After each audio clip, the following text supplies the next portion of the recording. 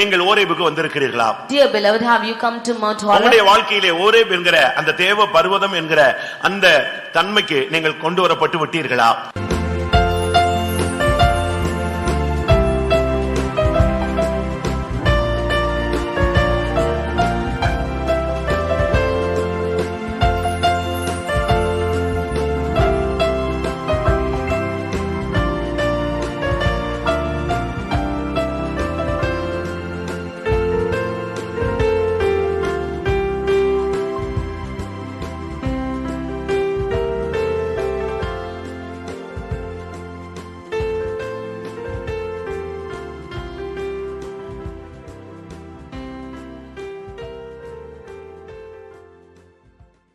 கர்த்தருடைய பரிசுத்த நாமத்துக்கு மகிமை உண்டாவதாக.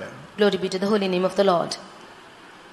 முதலாம் ராஜாக்கள் 19ஆம் அதிகாரம் 7, 8, 9 வசனங்கள் வாசி. First Kings chapter 19 verses 7 to 9. கர்த்தருடைய தூதன் திரும்ப இரண்டாம் தரம் வந்து அவனை தட்டி எழுப்பி, எழுந்து போஜனம் பண்ணு, நீ பண்ண வேண்டிய பிரயாணம் வெகு தூரம் என்றான். அப்பொழுது அவன் எழுந்திருந்து புசித்து குடித்து அந்த போஜனத்தின் பலத்தினால் 40 நாள் இரவு பகல் ஓரேப் என்னும் தேவனுடைய பர்வதம் மட்டும் நடந்து போனான். அங்கே ஒரு செபிக்குள் போய் தங்கினான். இதோ கர்த்தருடைய வார்த்தை அவனுக்கு உண்டாகி, அவர் எலியாவே, இங்கே உனக்கு என்ன காரியம் என்றார். கர்த்தருடைய பரிசுத்த நாமத்துக்கு மகிமை உண்டாவதாக. Glory be to the holy name of the Lord. எங்கே எலியாவை ஆண்டவர் தட்டி எழுப்பக்கூடிய ஒரு சூழ்நிலையை நாம் பார்க்கிறோம். Here we see God rising Elijah up. ஒரு தேவனுடைய பிள்ளை இந்த நாட்களிலே தட்டி எழுப்பப்பட வேண்டிய ஒரு காலகட்டம் வந்திருக்கிறது. There is a time when it has come that the child of God should be wakened up. ஏனென்றால் இன்றைக்கு தேவனுடைய பிள்ளைகள் முடங்கி கிடக்கக்கூடிய ஒரு காலமாய் காணப்படுகிறது. Because these are the days when people of God are being bent down by themselves. கர்த்தருக்காக பிரகாசித்த அநேக தேவனுடைய பிள்ளைகள் சூழ்நிலைகளின் மத்தியிலே பயந்து போய் சூழ்நிலைகளின் மத்தியிலே முடங்கி போன ஒரு நிலவரத்துக்கு தள்ளப்பட்டிருக்கிறார்கள். The people of God who have to shine for the Lord, they have been bent down by situations and have been cast down by that. பழைய ஏற்பாட்டு காலத்து தீர்க்கதரிசிகளிலே எலியா ஒரு சாதாரண தீர்க்கதரிசி அல்ல, தீர்க்க தரிசனம் மாத்திரமல்ல, செயல்களில் அதை காட்டின ஒரு தேவனுடைய மனிதன். In the Old Testament prophets, Elijah was not an ordinary prophet. He did not show only by his words, but he proved by his works. பழைய ஏற்பாட்டிலே அநேகம் தீர்க்கதரிசிகளை நாம் பார்க்கலாம்.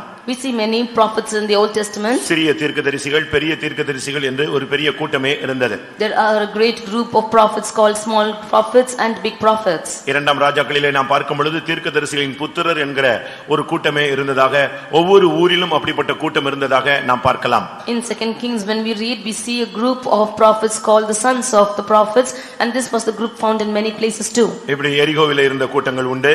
There was a group like this in Jericho. கில்காலிலே இருந்த கூட்டங்கள் உண்டு. There is a group like this in Gilgal. பெத்தேலிலே இருந்த கூட்டங்கள் உண்டு. There is a group like this in Bethel. இவர்கள் எல்லாம் ஒரு சாதாரண தீர்க்கதரிசிகள். They were all ordinary prophets. இவர்கள் தீர்க்கதரிசனங்களை சொல்வார்களே தவிர மற்றபடி அவர்கள் வேற எதுவும் செய்வதில்லை. They will only prophesy but will not do any other work. ஆனால் எலியா இவர்களிலே வித்தியாசமாக காணப்பட்ட ஒரு தீர்க்கதரிசி. But Elijah was a prophet who was different from all these. அவனுக்கு தெரியும் தேவனுடைய ராஜ்யம் பேச்சில் அல்ல, அது பலத்தில் உள்ளது என்று அவனுக்கு தெரியும். He knew that the kingdom of God is not in words but in the works. அவனை கொண்டு கர்த்தர் தீர்க்கதரிசன ஊழியம் மாத்திரமல்ல, அதை நிறைவேற்றுகிற ஒரு ஊழியத்தையும் அற்புதங்களை செய்கிற ஒரு ஊழியத்தையும் செய்ய அவர் சித்தம் கொண்டார். The Lord not only made him to do the job of prophecy, but he also made him to do miracles and the work of the Lord. இஸ்ரவேலிலே தேவன் ஒருவர் உண்டு என்பதை அவன் மூலமாக அவர் நிறைவேற்ற சித்தம் கொண்டார். God wanted to prove that there is a God in Israel through him. அப்படினால் தான் கர்த்தர் தம்முடைய அக்கினியை இறக்கி தேவன் ஒருவர் உண்டு என்பதை நிரூபித்தார். That is why God sent down his fire and proved that there is a God in Israel. ஆனால் எல்லாருக்கும் பிரச்சனைகள் உண்டு என்பது போல அவனுக்கும் கூட போராட்டங்கள் வந்தது. As it is common that all have problems, he too faced problems. அவனுக்கு விரோதமான ஒரு சக்தி எழும்பினது. There was a power which rose against him. அது எசபேல் என்கிற ஒரு பெண். That is the spirit of the woman Jezebel. Jezebel என்று சொன்னால் கற்பில்லாதவள் என்று அர்த்தம். Jezebel means has no chastity. அவருக்குள்ளே எந்த விதமான தெய்வீகமும் இல்லாத ஒரு வல்லமை. She has a power which has no godliness at all. Saul. அந்த கற்பில்லாத அந்த கெடுக்கப்பட்ட இல்லாவிட்டால் சீர்குலைந்ததான ஒரு சக்தி இவனுக்கு விரோதமாக எழும்பி இவனை மேற்கொள்ள அது தீர்மானித்தது.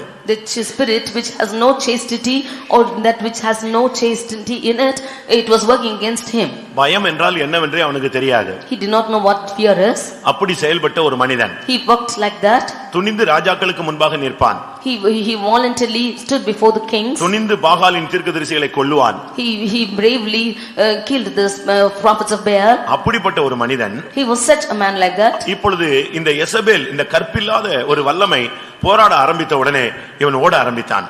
But the undefiled spirit which is having no chastity, he is fleeing against the spirit. சபையில் உள்ளவர்களை கரைப்படுத்தும்படியாக ஒரு ஆவி போராடுகிறது. The spirit is working against the people in the church to defile them. தேவனுடைய பிள்ளைகளை தீட்டுப்படுத்தும்படியாக இந்த கடைசி காலங்களிலே சில வல்லமைகள் எழும்பி இருக்கிறது. In these last days some spirits have risen against the children of God to defile them. இவைகளிலே அவன் பயந்து ஓட ஆரம்பித்தான். He feared this and began to flee. அப்படி ஓடின இடத்திலே கர்த்தர் அவனை போஷித்து பராமரிக்க ஆரம்பித்தார். In the place that he ran like this, the Lord began to give him food to eat. எப்பொழுது நீ உன்னை பாதுகாக்க நீ முயற்சி எடுக்கிறாயோ அப்பொழுது தேவனும் உன்னை பாதுகாக்க அதிக சிரத்தையோடு கவனத்தோடு கிரியை செய்கிறார். At the time you want to preserve yourself, the Lord is also concerned to preserve you. ஆனால் இவனுக்குள்ளே தைரியம் வரவே இல்லை. But still he did not have that braveness. அந்த சூழ்நிலைகள் அவனை மிகவும் பாதித்து விட்டது. That situations affected him a lot. இப்பொழுது கர்த்தர் அவனை இரண்டாம் தரமாக தட்டி எழுப்புகிறார். Now the Lord is rising him the second time. அருமையானவர்களே, கடந்த காலங்களிலே உங்களுடைய வாழ்க்கையிலே நீங்கள் முடங்கி போன நேரங்களில் கர்த்தர் உங்களோடு இடைப்பட்ட சூழ்நிலைகள் உங்களுக்கு தெரியும்.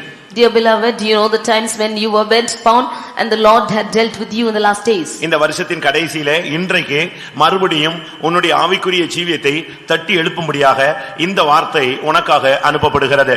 Now at the end of this year, in these days, the Lord is sending his word to you to wake you up. சூழ்நிலைகளிலே முடங்கி போன ஒரு விசுவாசியாக நீ காணப்படுகிறாய். You have been found as a believer who is bent upon by situations. சூழ்நிலைகளிலே சுழல் காற்றிலே சிக்கின ஒரு மனிதனைப் போல நீ எங்கேயோ உன்னை ஒளித்துக் கொண்டிருக்கிறாய்.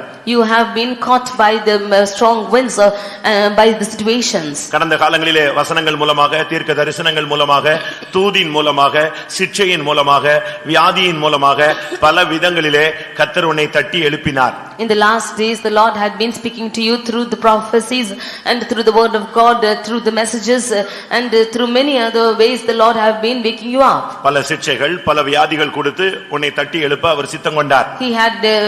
He had made purpose in you to wake you up through sicknesses and chastisement. ஆனால் மறுபடியும் இன்றைக்கு உன்னை தட்டி எழுப்ப அவர் விருப்பமுள்ளவராய் இருக்கிறார். Again he wants to wake you up today. நீ பண்ண வேண்டிய பிரயாணம் வெகு தூரம் என்று அவனோடு பேசினார். He is speaking to you that the journey that you have to journey is far. அந்த வார்த்தையை கேட்ட உடனே அவன் எழும்பி விட்டான். As soon as he heard that, he rose up. அவன் என்ன நினைத்தான் தெரியுமா? What he thought was, என்னுடைய பிரயாணம் முடிந்து விட்டது என்று தான் நினைத்தான். he thought that his journey was end. என் வாழ்க்கை முடிந்து விட்டது என்று தான் நினைத்தான். He thought that his life was ended. என்னுடைய ஊழியம் முடிந்து விட்டது என்று தான் நினைத்தான். He thought that his ministry was over. கர்த்தருடைய செயல்கள் நின்று விட்டது என்று தான் நினைத்தான். He thought that the works of the Lord got stopped. தீர்க்கதரிசன ஊழியம் முடிந்து விட்டது என்று தான் நினைத்தான். He thought that the ministry of prophecy was ended. ஆனபடியால் தான் அவன் சொல்கிறான், ஆண்டவரே என்னை எடுத்துக்கொள்ளும் போதும் என்று அந்த வார்த்தையை உபயோகிக்கிறார். That is why he says, Lord, it is enough, you now take my life. ஆனா இப்பொழுது ஒரு வார்த்தை வருகிறது. But now another word comes to him. நீ பண்ண வேண்டிய பிரயாணம் வெகு தூரம் என்று. The journey that you have to journey is too great. அதை கேட்ட உடனே அவனுக்கு ஒரு உணர்வு வந்தது.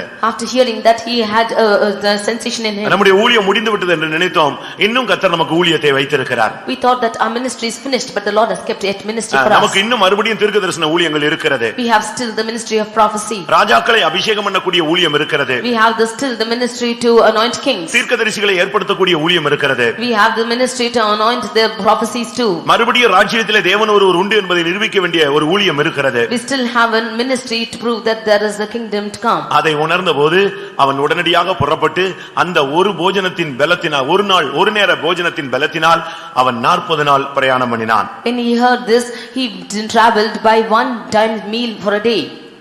40 நாள் கடந்து இப்பொழுது ஓரேம் என்னும் தேவ பர்வதத்துக்கு வந்து சேர்ந்தான். Now after journeying for 40 days, he came to the mount called Horeb. கர்த்தருடைய பரிசுத்த நாமத்துக்கு மகிமை உண்டாவதாக. Glory be to the holy name of the Lord. அருமையானவர்களே, இந்த காலை வேளையிலே முடங்கி போன, விழுந்து போன, இனி ஊழியம் இல்லை என்கிற சிந்தை உள்ள உன்னை தட்டி எழுப்பும்படியாக கர்த்தர் உன்னோடு பேசுகிறார். This morning the Lord is speaking to you unto you who are bent down and who is being bowed upon thinking that you have no other ministry. The Lord is speaking to you. எனக்கு வயதாகி விட்டது.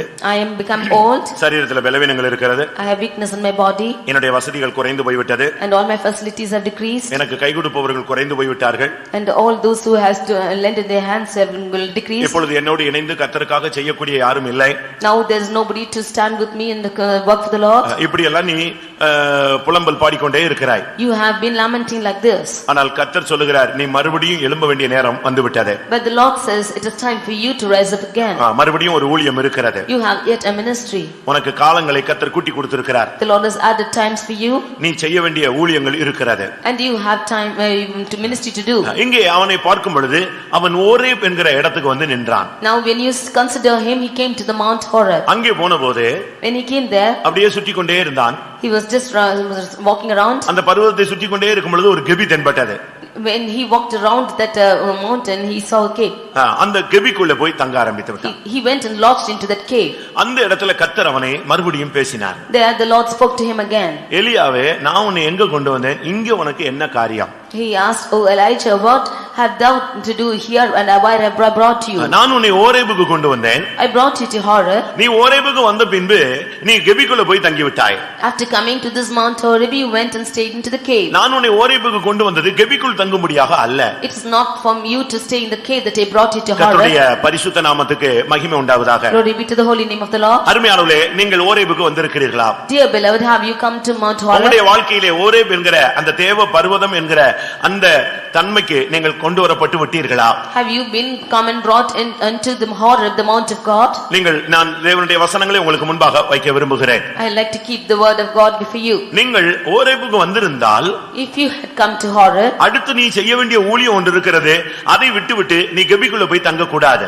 you have the next ministry to do, leaving that you should not go stay into the cave. முதலாவது நீ ஓரேபுக்கு வந்து விட்டாயா? Firstly, have you come to Mount Horeb? நீங்கள் ஓரேபுக்கு வந்திருக்கிறீர்களா? Have you come to Horeb? நம்மில் அநேகர் ஓரேபுக்கு வந்திருக்கிறோம். Many of us have come to Horeb. யாத்திராகமம் 3ஆம் அதிகாரம் 1ஆம் வசனத்தை பார்க்கும் பொழுது In Exodus chapter 3 verse 1 when we read, Horeb என்கிறதுக்கு 6 தன்மைகளை நான் உங்களுக்கு சொல்கிறேன். we find 3 terms given for Horeb. 6 தன்மைகளை உங்களுக்கு சொல்கிறேன். 6 terms given to Horeb. யாத்திராகமம் 3ஆம் அதிகாரம் 1ஆம் வசனத்தில் பார்க்கும் பொழுது When we read in Exodus chapter 3 verse 1, 1-2 வசனங்களை நான் பார்க்கும் பொழுது verses 1 and 2 when we read, மோசே அங்கே ஓரேப் என்கிற தேவ பர்வதம் மட்டும் வந்தான். கர்த்தர் அங்கே தரிசனமானார். Moses came to the mountain of God which is Horeb, and the Lord appeared to him. மோசேயினுடைய வாழ்க்கையிலே இதுதான் ஒரு திருப்புமுனை. This is the turning point for Moses. ஊழியம் வேண்டாம்.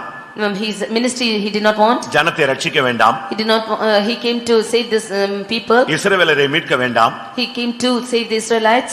பார்வோனுக்கு பயந்து அவன் ஓடி போய் விட்டான். He fled fleeing fearing for Pharaoh. சுமார் 40 வருடங்கள் அவன் அங்கேயே இருந்து விட்டான். And 40 years he stayed there like that. அந்த இடத்துல தான் கர்த்தர் 40 வருடம் கழித்து ஓரேப் என்கிற இடத்திலே கர்த்தர் அவனுக்கு தரிசனமானார். And after 40 years the Lord appeared to him in a vision in Mount Horeb. ஒரு முட்செடி அப்படியே பற்றி எரிந்தது. He saw a bush being full of flame. இவன் ஓடி போய் அது என்ன அதிசயம் என்று போய் பார்க்க போனான். He went to see what miracle it was. அந்த இடத்திலே கர்த்தர் அவனுக்கு தரிசனமானார். And at that place the Lord appeared to him. Horeb என்றால் கர்த்தர் உனக்கு தரிசனமான தன்னை வெளிப்படுத்தின உன்னை தேவன் சந்தித்த ஒரு இடம்.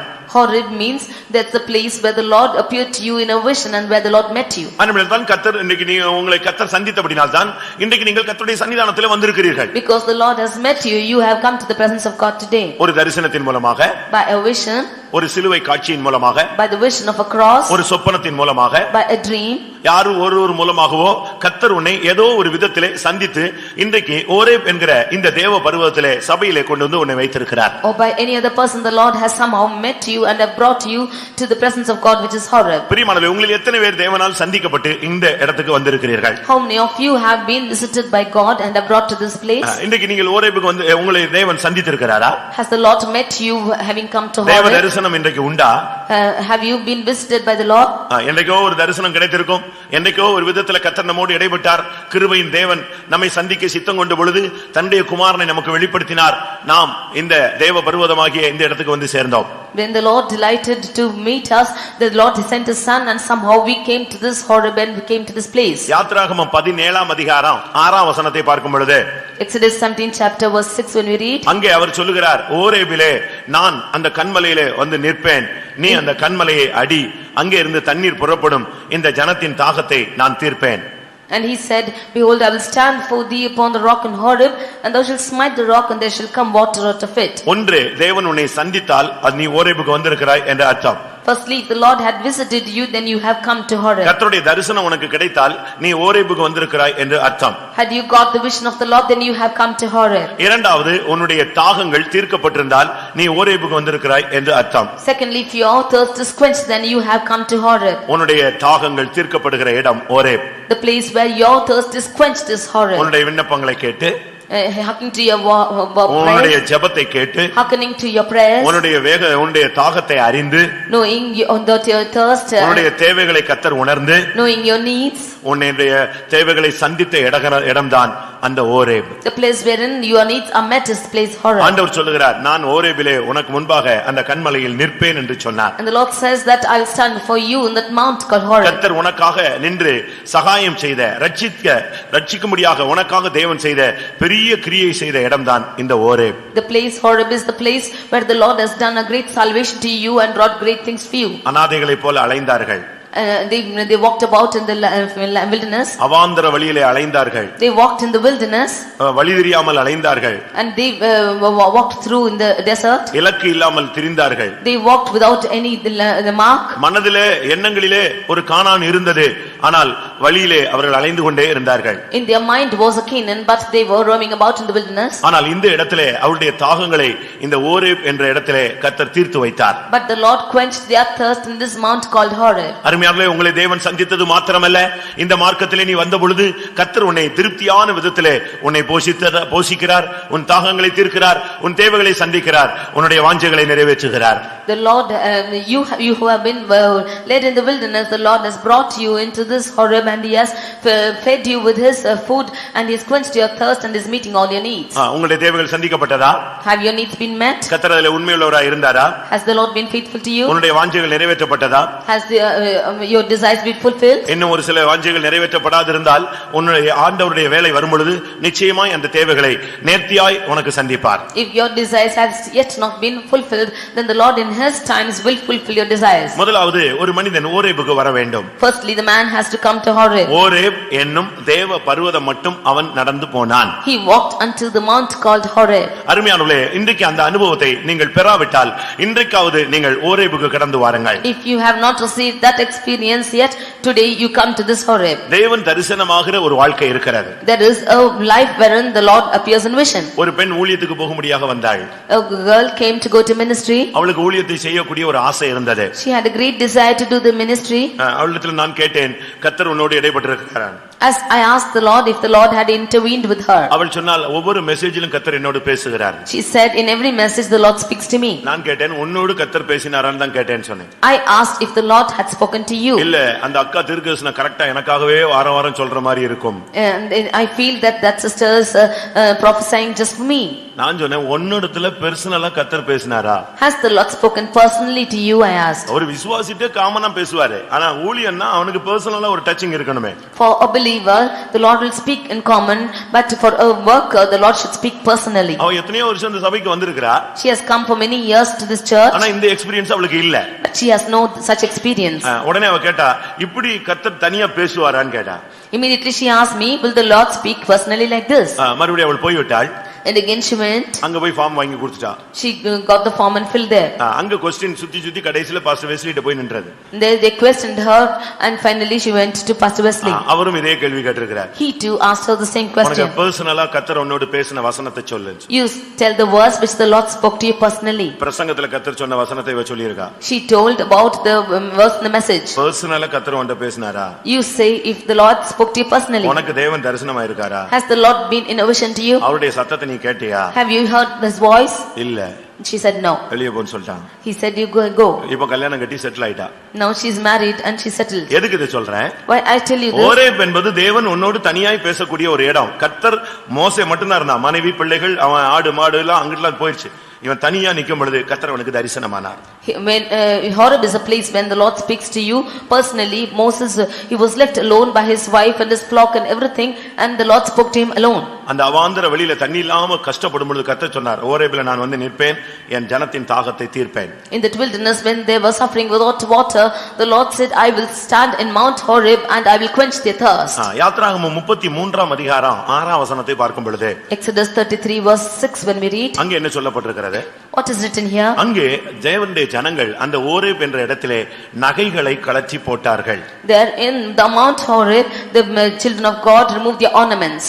33 யாத்ராகமம் 33:6ல அங்கே ஜனங்கள் தங்களுடைய ஆபரணங்களை கழற்றி போட்டார்கள்.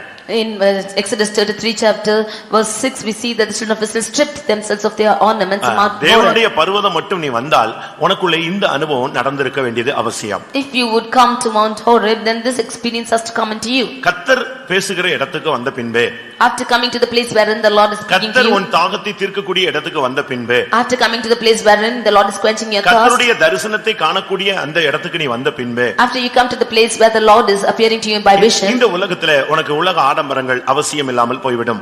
the fashions of this world will become vain for you. அந்த இடத்துல தான் ஜனங்கள் துக்கப்பட்டு எல்லாவற்றையும் கலத்தி எறிந்து விட்டார்கள். It is at this place that they were mourning for everything and they removed the ornaments. அதுவரை அவர்களுக்குள்ளே அந்த அனுபவம் இருந்தது. Until then they had that experience. எகிப்திலிருந்து வெளியே வந்திருந்தாலும் Though they came from Egypt, ஆனாலும் அவர்களுக்குள்ளே இந்த இது மட்டும் தொடர்ச்சியாக இருந்து கொண்டே இருந்தது. this was proceeding till then. நகை கலற்றுவது என்பது பெந்தேகோஸ்தே பாரம்பரியம் என்று சொல்லுகிறார்கள். They say that is the tradition of the Pentecost to remove the ornaments. ஏன் எங்கே கலத்த வேண்டும் என்று சொல்லி இருக்கிறதுன்னு சொன்ன உடனே அந்த தீமோத்தேயு இல்லாவிட்டால் பேதுருவின் வசனம் சொன்ன உடனே அப்படியே யோசிக்கிறாங்க. When they asked us the question as to where it is written, when we cite the verses from Timothy and Peter, they think of like that. நீ ஒன்றும் கொண்டு வந்ததில்லை, நீ ஒன்றும் கொண்டு போக போவதும் இல்லை. You have not brought anything and will not carry anything. ஆனால் இது ஒரு உபதேசம். But this is the doctrine. இந்த உபதேசத்திலே நிலைத்திருக்க முடியாவிட்டால் நீ இன்னும் ஓரேபுக்கு வந்து சேரவில்லை. If you cannot stand by this doctrine, then you have not yet come to Horeb. எகிப்திலிருந்து விடுதலை ஆகியிருக்கிறாய். You have been delivered from Egypt. ஆனால் நீ ஓரேபுக்கு வந்து சேரவில்லை. But you have not yet come to Horeb. ஓரேபுக்கு வந்தாதான் அதுக்கு பிறகுதான் கொஞ்சம் கழிச்சுதான் நீ கானானுக்கு போய் சேர முடியும். After you come to Horeb only you can go reach Canaan. இந்த ஸ்டேஜ் வராம அடுத்த ஸ்டேஜுக்கு நீ போக முடியாது. Without coming to this stage you cannot go there. நீங்க நினைக்கிறீங்க எக்காலம் தொனிச்ச உடனே டபுள் ப்ரமோஷன் கொடுத்து தூக்கிடுவாருன்னு. You think when the trumpet is sounded then you will be given double promotion and taken off. அந்த ஸ்கீம் எல்லாம் கிடையாது. There's no such scheme. ஒவ்வொரு ஸ்டெப்பா நீ ஏறிட்டே வரணும். You have to get up one step by step. நீ அந்த ஆபரணங்களை கலற்றக்கூடிய தேவன் சமூகத்துல ஒரு துக்கப்பட்டு உன் வாழ்க்கையை பரிசீலித்து சமர்ப்பிக்க வேண்டிய இடத்துல நீ சமர்ப்பித்தால் நீ ஓரேபுக்கு வந்திருக்கிறாய். If you get grieved by yourselves and if you yield yourselves to remove your ornaments, then you have come to Mount Horeb. நமக்கு ஒரு டாக்டர் இருந்தார். We had a doctor. அவர் ஒரு child specialist. He was a child specialist. ரொம்ப ஆவிக்குரிய ஒரு மனுஷன். He was a most spiritual person. அவருக்கு ஒரு அருமையான மனைவி உண்டு. He had a wife. அவங்களுக்கு ஆத்ம தாகம் ஜாஸ்தி. She had a burden for the souls. இவர் டாக்டர் கிளம்பி போயிட்டாருன்னா ஹாஸ்பிடல் போயிட்டாருன்னா இவங்க பின்னாலேயே ஒவ்வொரு வார்டா போய் இருக்கிற எல்லாருக்கும் காஸ்பல் சொல்லுவாங்க. If the doctor goes to the hospital, she will go to every ward and declare the gospel to them. அவங்க பெத்தேல் ஃபெல்லோஷிப்ல அவர் டாக்டரா வர்க் பண்ணாரு. She worked as a doctor in Bethel Fellowship. Danishpet ஒரு இடம் இருக்கு சேலத்து பக்கத்துல. There is a place called Danish Patton in Salem. அங்க அவர் work பண்ணாரு. He worked there. அங்க ஒர்க் பண்ணும்போது அவர் டாக்டரை கிளம்பிட்டாருன்னா இவங்க டாக்டர் கிடையாது. ஆனா இவங்க வேலையை முடிச்சுட்டு எங்க போயிடுவாங்க? எல்லா வார்டுக்கும் சுயாதீனமா இவங்களுக்கு போறதுக்கு பெர்மிட் இருந்ததுனால எல்லா வார்டுக்கும் போயிடுவாங்க. If that doctor goes for his work, then she will finish all her works and she is not a doctor but she will go to every ward and declare the gospel. எல்லா இடத்துலயும் போய் இயேசுவை பத்தி சொல்லுவாங்க. She will go and say about Jesus to every place. கொஞ்சம் free time இருந்துச்சுன்னா எல்லா நர்சுகளையும் கூப்பிட்டு வச்சு அபிஷேகத்துல நிரம்ப வைப்பாங்க. Yeah, she got any free time then she will gather all the nurses and get them filled in the spirit. இவங்களுக்கு 8 வருஷமா குழந்தை கிடையாது. And she had no children for 8 years. அவர் child specialist. He was a child specialist. But 8 வருஷம் இவங்களுக்கு குழந்தை கிடையாது. But they had no children for 8 years. கடைசில கர்த்தருக்கு ஒரு குழந்தையை கொடுத்தார். Finally the Lord granted a child. அது சூழ்நிலையின் மத்தியில கடைசி டைம் அந்த டெலிவரி டைத்துல அந்த பிள்ளை செத்து போயிட்டு. In the midst of situations in the last moment the child died. அந்த டெலிவரி டைத்துல ஒரு பெரிய காம்ப்ளிகேட்டட் ஆயிடுச்சு. அவங்களுக்கு குழந்தையும் செத்து போச்சு. சரீரத்திலயும் பலவிதமான வேதனைகள் வந்து விட்டது. At the time of the delivery she lost the child and she had many complications in her body too. அந்த நேரத்துல அவங்க தெய்வீக சுகத்துல ஸ்ட்ராங்கா நின்னுட்டு இருக்காங்க. At that time she was strongly standing for divine healing. Child specialist 8 வருஷமா குழந்தை இல்ல, குழந்தை பிறந்துச்சு. சைல்ட் ஸ்பெஷலிஸ்டுக்கு காப்பாத்த முடியாம அந்த பிள்ளை செத்து போயிடுச்சு. And he was a child specialist. 8 years he had no children.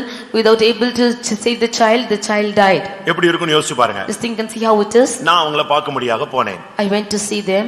எனக்கு வந்து அந்த கொஞ்சம் உள்ள தள்ளி இருக்கும். அதனால மெயின் ரோட்ல இருந்து அந்த ஹாஸ்பிடல் வேன் வந்து கூட்டி போச்சு. They were in an interior place and therefore from the main road they went into that hospital road. அங்க இறங்குனா அவங்க அந்த சாதாரண வார்டுல இருக்கிறவெல்லாம் இவெல்லாம் ஒரு பெரிய டாக்டரா பிள்ளைய சாவிட்டான் இப்படி எல்லாம் பேசுறாங்க. எனக்கு காதுல கேக்குது. The people who were in that ordinary wards they were speaking, is he a doctor? He gave his child to die. தன்னுடைய சொந்த பிள்ளையை காப்பாத்த மாட்டேங்கறான், மருந்து கொடுக்காம சாவடிச்சிட்டான். He is not able to save his own child without giving medicine. He killed the child. ஆனாலும் ரெண்டு பேரும் போல்டா நிக்கறாங்க. But both of them were strongly boldly standing. நாட்கள் போனது. And the days went by. ஒரு 2 வாரத்துல அந்த சிஸ்டருக்கு அந்த டெலிவரியில காம்ப்ளிகேட்டட் ஆனதனால சீரியஸ் ஆயிட்டாங்க. And that sister was become very serious because of that complication in her delivery. கடைசில ஃபெய்த் ஹோம்ல கொண்டு வந்து போட்டாங்க. Finally she was brought to the faith home. அங்க வந்து எல்லா டாக்டர் அவரோட வேலை பார்க்குற எல்லா டாக்டர்ஸும் வருவாங்க. There all the doctors who were working with him came there. இவரை பயங்கரமா ஏசுவாங்க. They will come and scold him badly. இவர் வந்து ஃபாரின்ல டிகிரி எடுத்த ஆளு.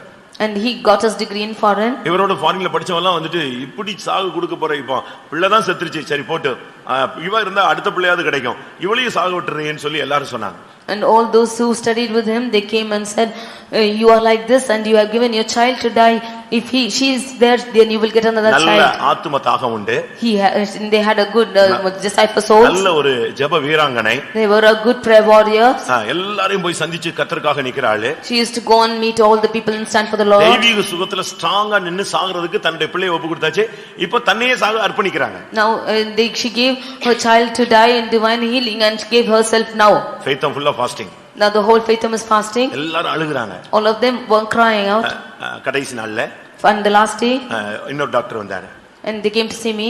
அவர் வந்து இந்த சகோதரியை பார்த்துட்டு she saw her sister. அந்த டாக்டரை கூப்பிட்டு சொன்னாரு. And the doctor said கை விட்டுட்ட நீ. You have been forsaken. இப்போ உன்னை விட்டு அவ போறா. Now she is going to go away from you. இனிமேல் மெடிக்கல் கூட அவளுக்கு சப்போர்ட் பண்ணாது. Even medical will not support her anymore. அந்த level தாண்டியாச்சு. That level has crossed. விட்டுட்ட உன் வைஃப் பிள்ளையை தான் விட்டுட்ட இப்போ வைஃபையும் விட்டுட்டேன்னு சொல்லிட்டான். You left your child and even your wife. அப்படி ஒரு கிரிட்டிக்கல் நேரத்துல In such a critical situation கர்த்தர் பேசினார். the Lord spoke to him. அந்த சகோதரிட்ட பேசினார். The Lord spoke to that sister. காதுல ஒரு சத்தம் கேட்டது. She heard a voice. நான் உன்னோடு இடைப்பட்டு கொண்டிருக்கிறேன். இந்த நகையை உன்னால கலத்த முடியாதா? I am intervening with you. Will you not be able to remove your ornaments? நீ என்னை நேசிக்கிறாயே ஆனா இதையும் நேசிக்கிறாயேன்னு கேட்டாராம். You are loving me too and also these ornaments. தெய்வீக சுகத்துல நிக்குது. ஊழியம் செய்றாங்க, அபிஷேகத்துல நிரம்புறாங்க. ஆனா எதுக்கு மட்டும் வரல இன்னும்? ஓரேபுக்கு இந்த சகோதரி இன்னும் வந்து சேரல. She is standing for divine healing. She is standing for the gospel. She is doing the ministry but she has not come to Horeb. அந்த இன்னொரு டாக்டர் வேடிக்கை பார்த்துக்கிட்டே இருக்கறான். And the doctor is just gaping out. அவனுக்கு போக மனசு இல்ல. He did not have the mind to go. ஏன்னா இந்த சிஸ்டர் இப்போ அப்படியே செத்து போகுது. அதனால அவன் அப்படியே பரிதவிச்சிட்டு நிக்கறான்.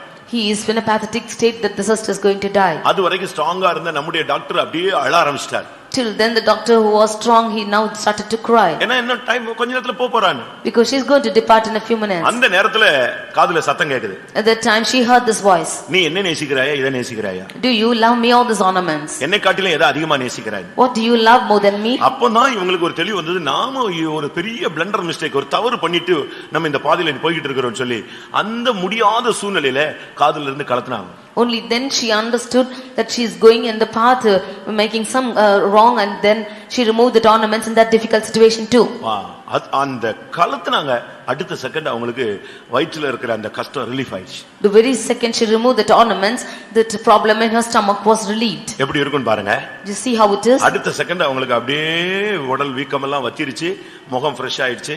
அவங்க ஆவியானவர் இறங்க ஆரம்பிச்சிட்டாரு. The next moment that swelling in her body just removed and she was becoming fresh in her face and the Spirit of God dealt with her. இன்னைக்கு இருக்காங்க. She is still alive. அடுத்து ஒரு குழந்தை கொடுத்திருக்கிறாரு. And the Lord has given another child. இன்னைக்கு கர்த்தருக்காக அவங்க சாட்சிகளாய் வாழுகிறார்கள். And they are witnesses for the Lord today too. நீ மரிக்கிறதுக்கு முன்பாக ஓரேபுக்கு வர வேண்டும். Before death you should come to Horeb. Horeb என்றால் உன்னுடைய ஜீவியத்திலே ஒரு எளிமையின் கோலத்தை நீ பூண்டு கொள்வது. Horeb means you putting on that life of simplicity in you. ஆண்டவர் தன்னை தாழ்த்தினார். The Lord humbled himself. ஏழ்மையின் கோலம் பூண்டவ தெய்வத்தை தான் நாம் ஆராதிக்கிறோம். We are worshipping the Lord who put the form on the lowliness. நாம் ஃபுல்லா நகையை போட்டு சுத்திட்டு இருக்கிற தெய்வத்தை ஆராதிக்கிறது இல்ல. அழகும் இல்லை, சௌந்தரியம் இல்லை, அவரை பார்க்க விரும்பத்தக்க ரூபம் இல்லை.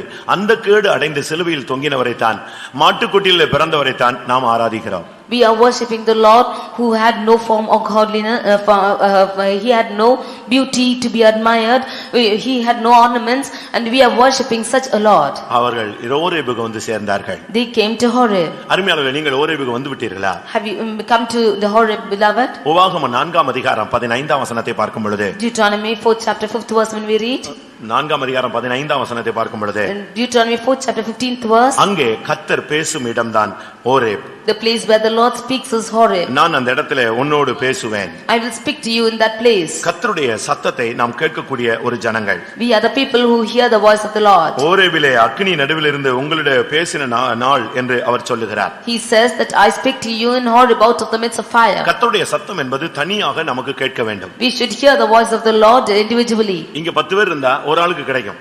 If 10 of you are here, one of you will receive it. ஆனா அதே நேரத்துல பக்கத்துல இருக்கவனுக்கு அந்த சத்தம் கேட்கறது இல்ல. But at the same time the neighboring person is not hearing it. கர்த்தர் பேசுகிறார், எவனுடைய செவி திறந்திருக்கோ அவனுக்கு அந்த சத்தம் கேட்கிறது. The Lord is speaking, but whoever's ears are opened, they will hear it. இதே போல தான் இயேசுவின் வருகையிலே எக்காலம் தொனிக்கும்.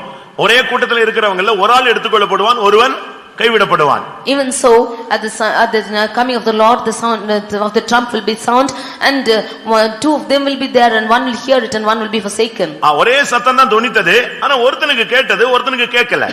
It is one sound which is resounding, and one is hearing it, one is not hearing. ஒன்று கர்த்தர் தரிசனமாகிற ஒரு வாழ்க்கை. One is a life where the Lord appears in vision. இரண்டாவது கர்த்தர் உன்னுடைய தாகங்களை தீர்க்கக்கூடிய வாழ்க்கை. Secondly, the life wherein the Lord quenches your thirst. மூன்றாவது உன்னுடைய எளிமையாக்கிக் கொள்ளக்கூடிய ஒரு வாழ்க்கை. Thirdly, a life wherein you make yourself lowly. நான்காவது கர்த்தர் உன்னோடு தனிப்பட்ட விதத்திலே உனக்கு ஒரு ஆலோசனை கர்த்தராக உன்னோடு பேசக்கூடிய ஒரு அனுபவம். Fourthly, the Lord speaking to you as an individual God, as a counselor God. பிரியமானவர்களே, கர்த்தருடைய சத்தத்தை நீங்கள் கேட்டிருக்கிறீர்களா? Dear beloved, have you heard the voice of the Lord?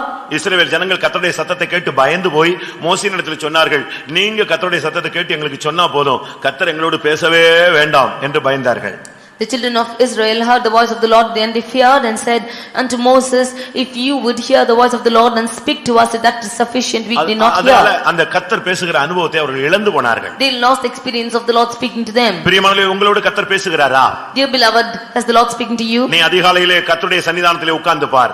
You sit in the presence of the Lord early in the morning. சூழ்நிலைகள் மத்தியிலே கர்த்தருடைய பாதத்திலே போய் உட்கார்ந்து பார். In the midst of your situations, go to the feet of the Lord and sit there. நெருக்கமான சூழ்நிலைகளிலே கொஞ்ச நேரம் தேவ சமூகத்திலே உட்கார்ந்து பார். At the times of your distress, you go and sit in the presence of the Lord. கர்த்தர் உன் செவியை திறப்பார். The Lord will open your ears. ஆண்டவருடைய சத்தத்தை உன்னை கேட்க வைப்பார். And the Lord will cause you to hear his voice. ஏசாயா தீர்க்கதரிசன புத்தகம் 50ஆம் அதிகாரத்திலே பார்க்கும் பொழுது, In the 50th chapter of Isaiah, we can see 4-5 வசனங்களை பார்க்கும் பொழுது, verses 4 and 5. நான் கேட்கும்படி என் செவியை கவனிக்க செய்கிறார். The Lord is opening my ears to hear. கர்த்தராகிய ஆண்டவர் என் செவியை திறந்தார். The Lord had opened my ears.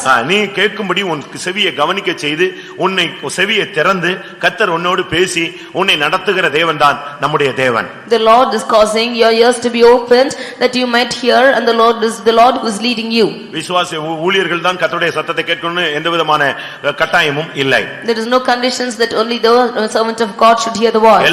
நாம் எல்லாரும் தேவனுடைய பிள்ளைகள். Because we are all the children of God. நீ எந்த சூழ்நிலையில இருந்தாலும் கர்த்தருடைய சத்தம் உனக்கு கேட்கும். And at any situation you be found, you will hear the voice of the Lord. நீ வலதுபுறம் சாயும் பொழுதும், whether you go to the west, நீ இடதுபுறம் சாயும் பொழுதும், or you turn to the right or left, வழி இதுவே என்கிற சத்தம் உனக்கு உன் காதுகளிலே உனக்கு பின்னால இருந்து கேட்கும்.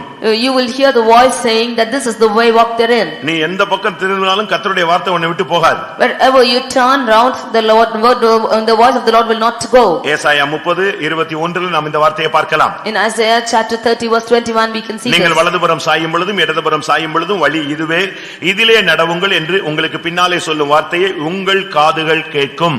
Your ears shall hear the word behind thee saying, this is the way, walk ye in it, when ye turn to the right and to the left. பாதை தெரியாமல் தடுமாறும் பொழுது, When you are staggering without knowing the path, ஒரு காரியத்தை எப்படி deal பண்ண வேண்டும் என்று நீ புரியாமல் நிற்கும் பொழுது, when you know not how to deal with the matter, அடுத்து என்ன செய்ய வேண்டும்ங்கற ஆலோசனை இல்லாமல் நீ தவிக்கும் பொழுது, when you are struggling as to what to do the next, கர்த்தர் உன்னோடு பேசுவாரானால் நீ ஓரேபிலே இருக்கிறாய் என்று அர்த்தம். if the Lord should speak to you, then you are in Horeb. அருமையானவர்களே, உங்களில் எத்தனை பேர் இந்த ஓரேபுக்கு வந்திருக்கிறீர்கள்? Dear beloved, how many of you have come to this Horeb?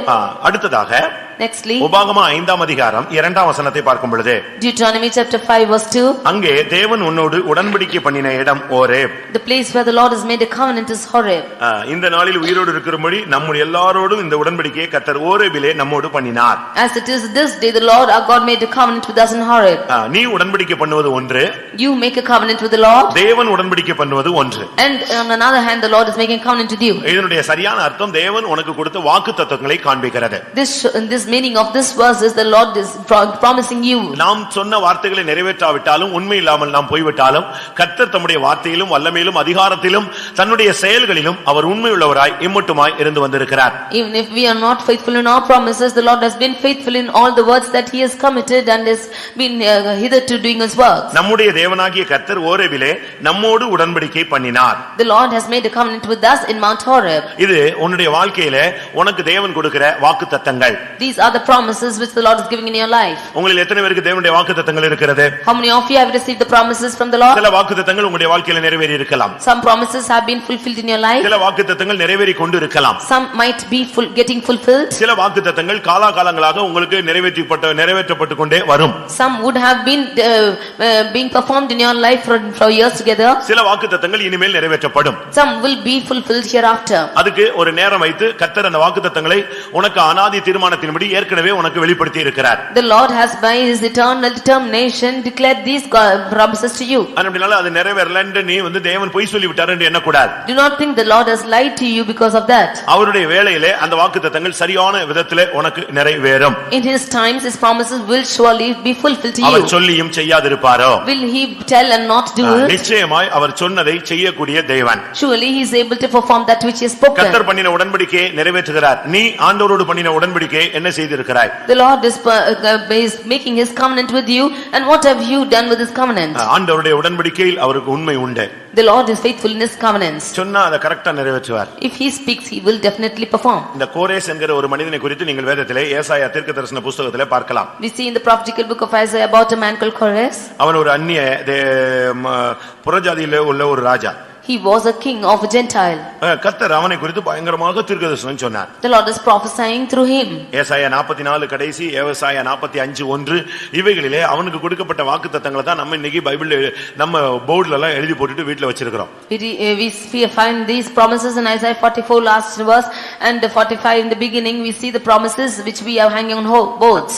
உனக்கு முன்னே போய் கோணலாலை செவ்வையாக்குவேன்னு சொன்ன உடனே கை தட்டிடுவீங்க, எல்லாரும் அல்லேலூயான்னு சொல்லிடுவீங்க. If we say that the Lord is going before thee to make their crooked places straight, he will clap their hands and say hallelujah. தாழ்பாளங்களை முறித்து வெங்கல கதவுகளை உடைத்தார்னு சொன்னா உங்களால உட்கார முடியாது, ஆவியில நிரம்பிடுவீங்க. When we say that he will break pieces the gates of brass and cut us under the bars of iron, you will fill it in spirit. Actually இது யாருக்கு கொடுத்த வார்த்தை?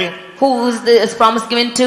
நமக்காக பிற்காலத்தில் நமக்கு திஷ்டாந்தமாக எழுதப்பட்டிருந்தாலும், although these are written to us as an admonition, அன்னைக்கு அவனுக்கு பிரத்யட்சமாய் கொடுக்கப்பட்டது. Those days it was given to him indirect. ஆனா இது அவனுக்கு நேரடியா போய் சொல்லாம ஏசாயா தீர்க்கதரிசி மூலமாக சொல்லப்பட்ட ஒரு வார்த்தை. But these words have been spoken not directly to him but through the prophet Isaiah. ஆனா பைபிள் ஹிஸ்டரி நீங்க பாத்தீங்கன்னு சொன்னா, but when you consider the Bible history, இந்த கோரேஸ் பிறக்கிறதுக்கு முன்னாலேயே இந்த தீர்க்கதரிசனத்தை ஏசாயா தீர்க்கதரிசி சொல்லிட்டார். we see that even before the birth of Cyrus this prophecy was prophesied by Isaiah. எப்படி இருக்குன்னு யோசிச்சு பாருங்க. This can see how it is. கோரேஸ்னு ஒருத்தன் பூமியில இல்ல, அவன் பிறக்கவே இல்ல. ஆனா கோரேசை குறித்து கர்த்தர் ஏற்கனவே சொல்லி முடிச்சிட்டார், இப்படி ஒருத்தன் வருவான், அவன் இப்படி இப்படி செய்வான்னு சொல்லி. There was not even this person born on earth called Cyrus, but the Lord promised about him even before his birth. அதுபோலவே Even so, like that, உனக்கும் கூட கர்த்தர் நீ அனாதி தீர்மானத்தின்படி உலக தோற்றத்துக்கு முன்னே உன்னை தெரிந்து கொண்டார். ஏற்ற வேளையிலே உன்னை கொண்டு வந்திருக்கிறார். And the Lord has chosen you by his eternal plan and before the foundation of the world, and at his right time he has brought you here. எப்படி கரெக்ட் நேரத்துல உன்னை கொண்டு வந்தாரோ அதுபோல கரெக்ட் நேரத்துல உன்னோடு பண்ணின உடன்படிக்கையை நிச்சயமாய் அவர் நிறைவேற்ற வல்லவர். As he has brought you here by his plan at this right time, even so he is able to fulfill his covenant with you at this right time. அடுத்ததாக Nextly, உபாகமம் 18 அதிகாரம் 16 வசனத்தை பார்க்கும் பொழுது Deuteronomy 18:16 when we read, அங்கே சொல்லப்பட்டிருக்கிறது ஒரு சபை கூட்டப்பட்ட ஒரு இடம். Horeb is a place wherein the church is gathered together. ஒரு தேவனுடைய பிள்ளை சபை கூடுதலுக்கு வந்தால்தான் அவன் ஓரேபிலே இருக்கிறான் என்று அர்த்தம். If a child of God is coming to the gathering of the church, then he is in Mount Horeb. சபை கூடுதலுக்கு வராவிட்டால் கர்த்தர் உன்னை தட்டி எழுப்பவில்லை என்று அர்த்தம். If he does not come into the church, gathering of the church, then the Lord is not wakening you. ஓரேபிலே சபை கூட்டப்பட்ட நாளில், on the day that the church is gathered in Mount Horeb. சபை கூடுதலுக்கு வராதவன் சபிக்கப்பட்டவன் என்று சொல்லி இருக்கிறார். He who does not come to the gathering of the church is being ஒரு cursed. தேவனுடைய பிள்ளை என்று சொல்லுகிறவன் சபை கூடுதலுக்கு வராமல் இருக்கவே கூடாது.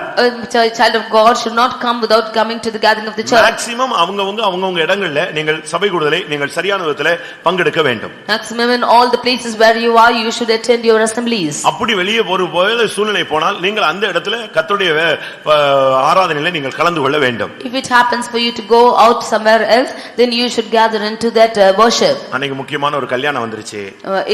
That happened to be an occasion of marriage. முக்கியமான ஒரு ஃபங்க்ஷன் வந்துருச்சு. It was an important occasion. அன்னைக்கு முக்கியமான ஒரு சாவு ஆகி போச்சு. It became an important death. இதெல்லாம் வரும். All these things will come. இது வரும்போது நீ எதுக்கு முதலிடம் கொடுக்கறாய்னா அவர் செக் பண்றாரு. அதுக்கு பார்த்தா புரிஞ்சுக்கணும் நீங்க. When all these things are coming, as to what things you are giving importance to, it will need to know. நீங்க என்ன நினைக்கிறீங்க? ஐயோ போயிருச்சே, இன்னைக்கு ஆராதனை போச்சு அப்படின்னு ரொம்ப அசால்ட்டா தூக்கி போட்டு போயிடுறீங்க.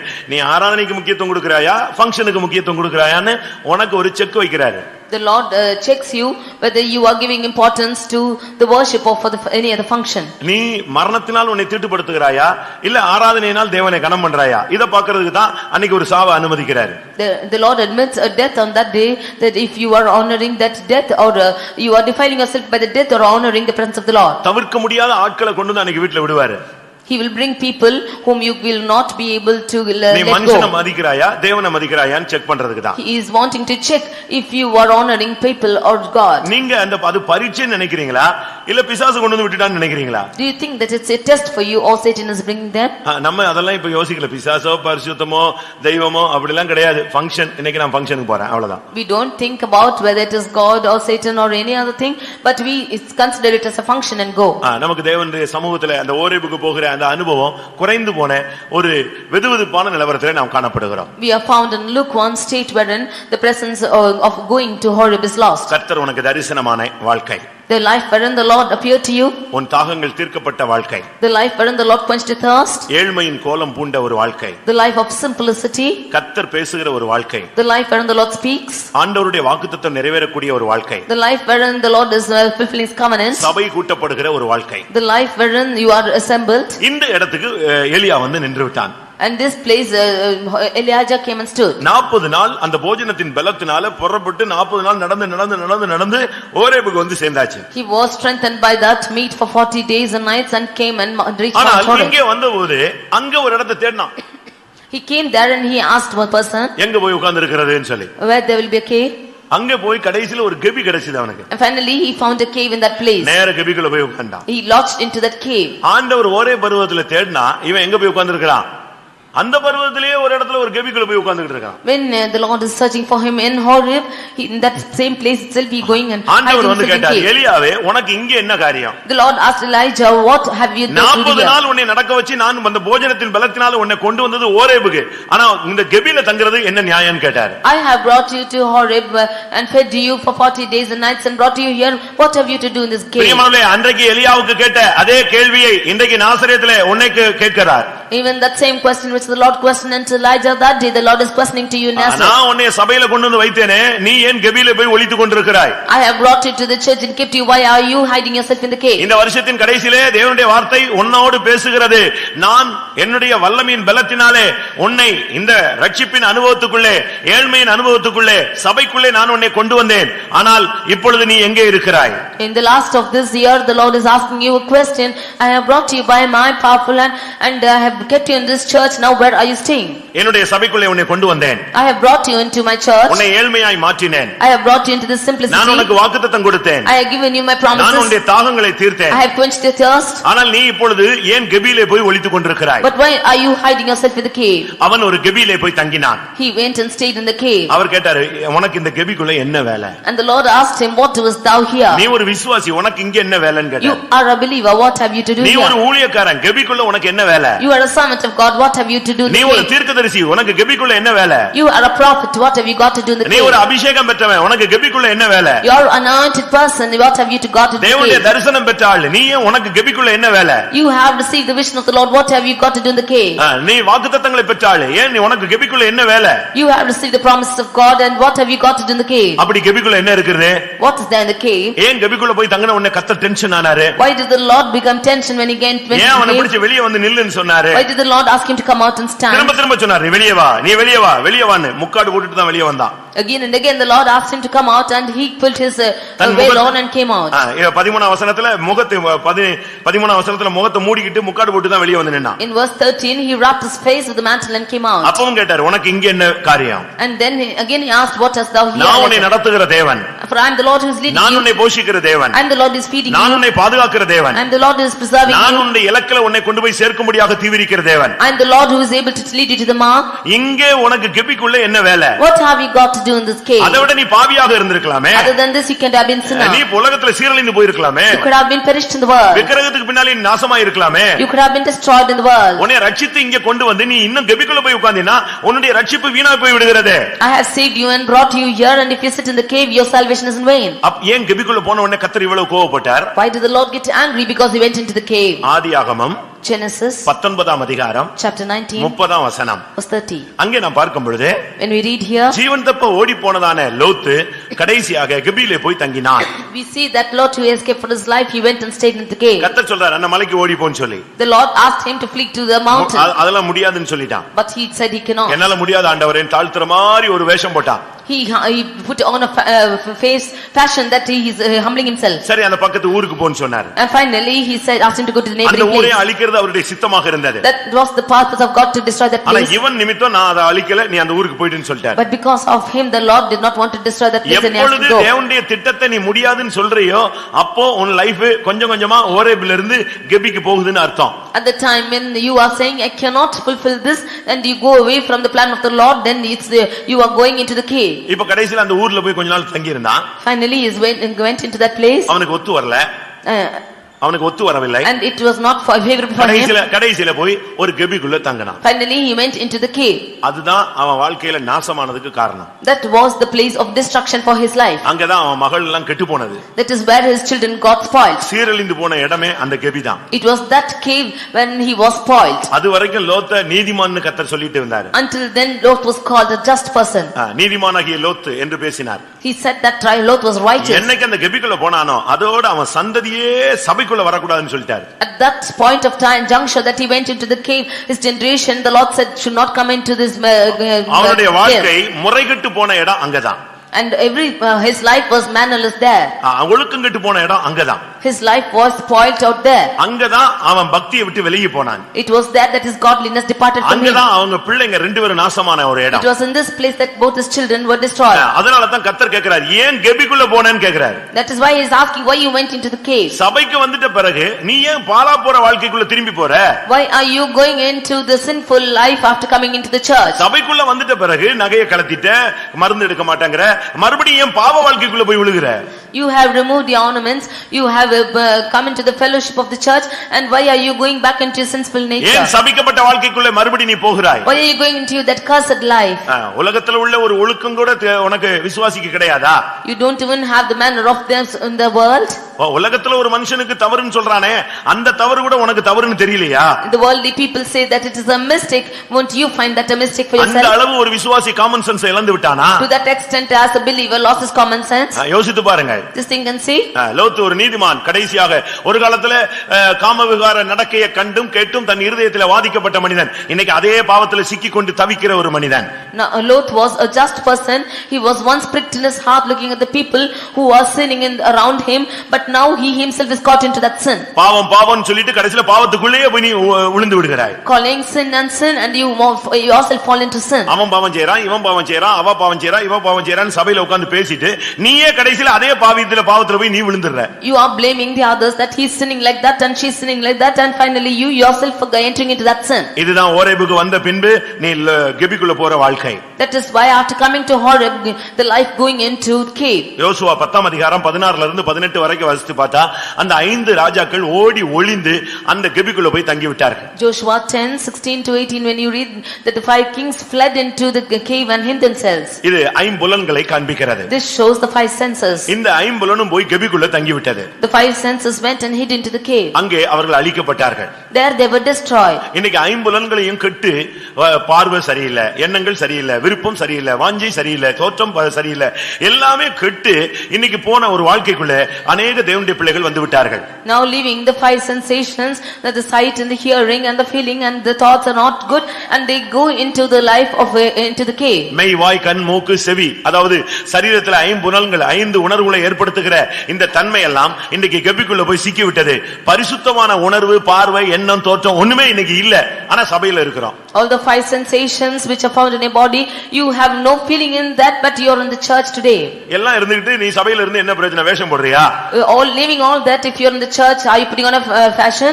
கேட்டா ஓரேபில இருக்கிறம்ப, ஆண்டவர் கேட்டா நீ ஆண்டவர் பார்த்தா நீ கெபிக்குள்ள இருக்கிற. When you say that you are in the world, and when the Lord asks you are in the cave. ஒருவேளை நீ மனுஷனுடைய பார்வையில ஓரேபில இருக்கலாம், ஆனால் தேவனுடைய பார்வையில நீ எங்க இருக்கிறாய்? Maybe in the sight of man you are in Horeb, but in the sight of the Lord where are you? தேவன் இன்னைக்கு உனக்கு திட்டவட்டமாக உன்னிடத்துல கேள்வி கேட்கும்படியாக வந்திருக்கிறார். The Lord has come to question you in definite manner. ரட்சிக்கப்பட்ட தேவனுடைய பிள்ளையே, அபிஷேகம் பெற்ற தேவனுடைய பிள்ளையே, நீ எங்கே இருக்கிறாய்? நீ உனக்கு இங்க என்ன கெபிக்குள்ள என்ன காரியம்? O child of God who is saved and anointed, where are you found, and what have you got to do in the cave? ஒரு சண்டே ஸ்கூல் டீச்சர் ஒரு தியேட்டர்ல போய் படம் பார்க்க போய் விட்டார். A Sunday school teacher once went to the theater to see a film. இவர் போய் யோசிச்சு பார்த்துக்கிட்டே இருக்கிறார் படத்தை. He went there and he was watching the movie. இவர் உள்ள போகும்போது தொடங்கிட்டாங்க. அதனால ஃபுல் இருட்டு, கும் இருட்டு. எப்படியோ தட்டி தடவி தடுமாறி ஒரு சீட்டை பிடிச்சு உட்கார்ந்துட்டார். At the time when he went in, it was fully dark, and he somehow got the seat and sat. Interval டயத்துல லைட்டை போட்டான்.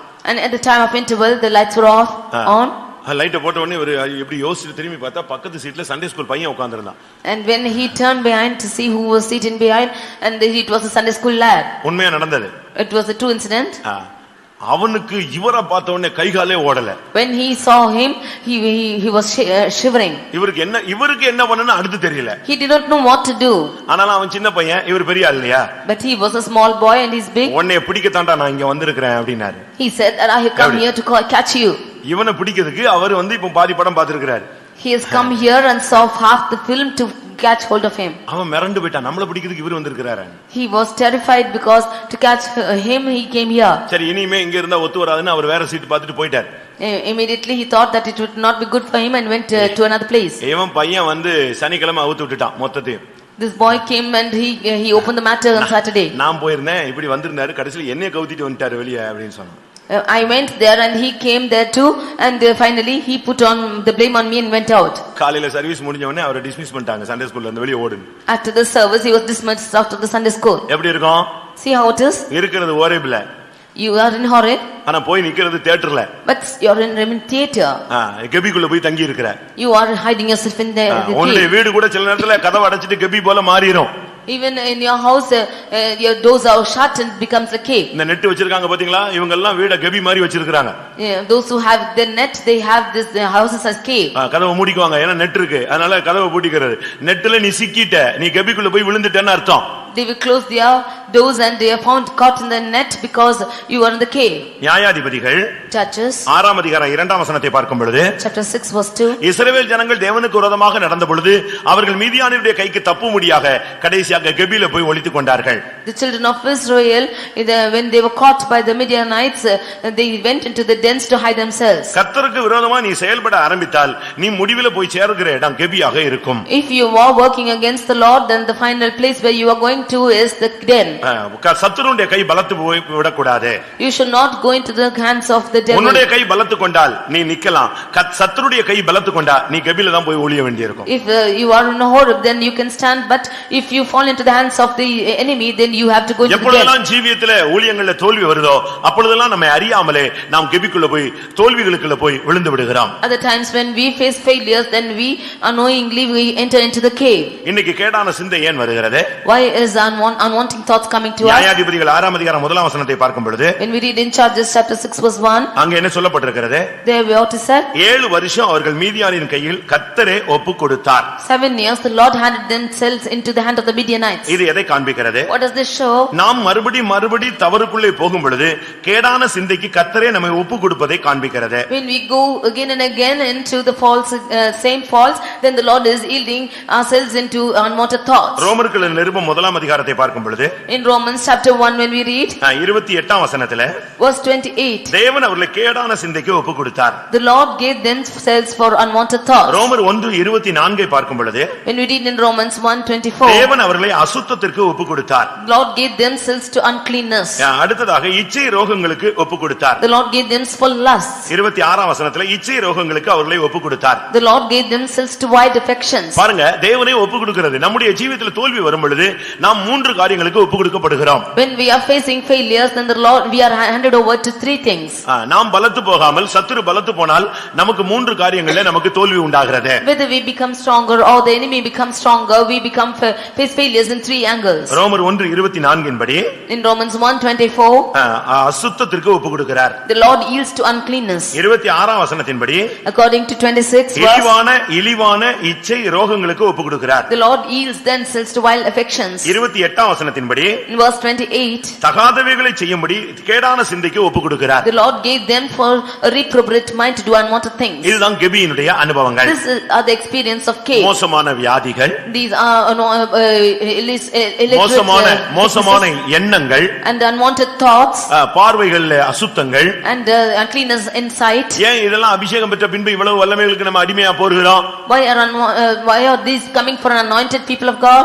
நீங்க நல்லா விளங்கிக் கொள்ளணும், நீங்க கெபிக்குள்ள இருக்கிறீங்கன்னு அர்த்தம். You should understand that you are found in the cave. நீ சபைக்குள்ள இருக்கிற, ஆனா சபைக்குள்ள இருந்துட்டு நீ கெபியின் வாழ்க்கையில மறைஞ்சிக்கிட்டு இருக்கிற. You are in the church but living a life in the cave. நான் ஓரேபுக்கு 6 சொன்னது போல கெபிக்கும் 6 காரியம் சொல்லுகிறேன். As I told 6 things about Mount Horeb, I say about 6 things about cave. ஒன்று, லோத் கெபிக்குள்ள போய் தன்னுடைய வாழ்க்கையை நஷ்டப்படுத்தி சந்ததியை கெடுத்து விட்டான். Lot went into this cave and he destroyed his generation. இரண்டாவது, ஐம்புலன்களும் தோல்வி அடைவதை காண்பிக்கிறது. Secondly, the cave shows a life of failure. மூன்றாவது, நாம் இழிவான இச்சை ரோகங்களுக்கு தோல்விகளுக்கு நாம் கேடான சிந்தைகளுக்கு ஒப்பு கொடுப்பதை காண்பிக்கிறது. Thirdly, yielding ourselves for unwanted thoughts, uncleanness and reprobate minds. கர்த்தருடைய பரிசுத்த நாமத்துக்கு மகிமை உண்டாவதாக. Glory be to the holy name of the இந்த Lord. கெபிக்குள்ள போனா நீயே சாத்தானுடைய வாயில போய் விழுந்த மாதிரி.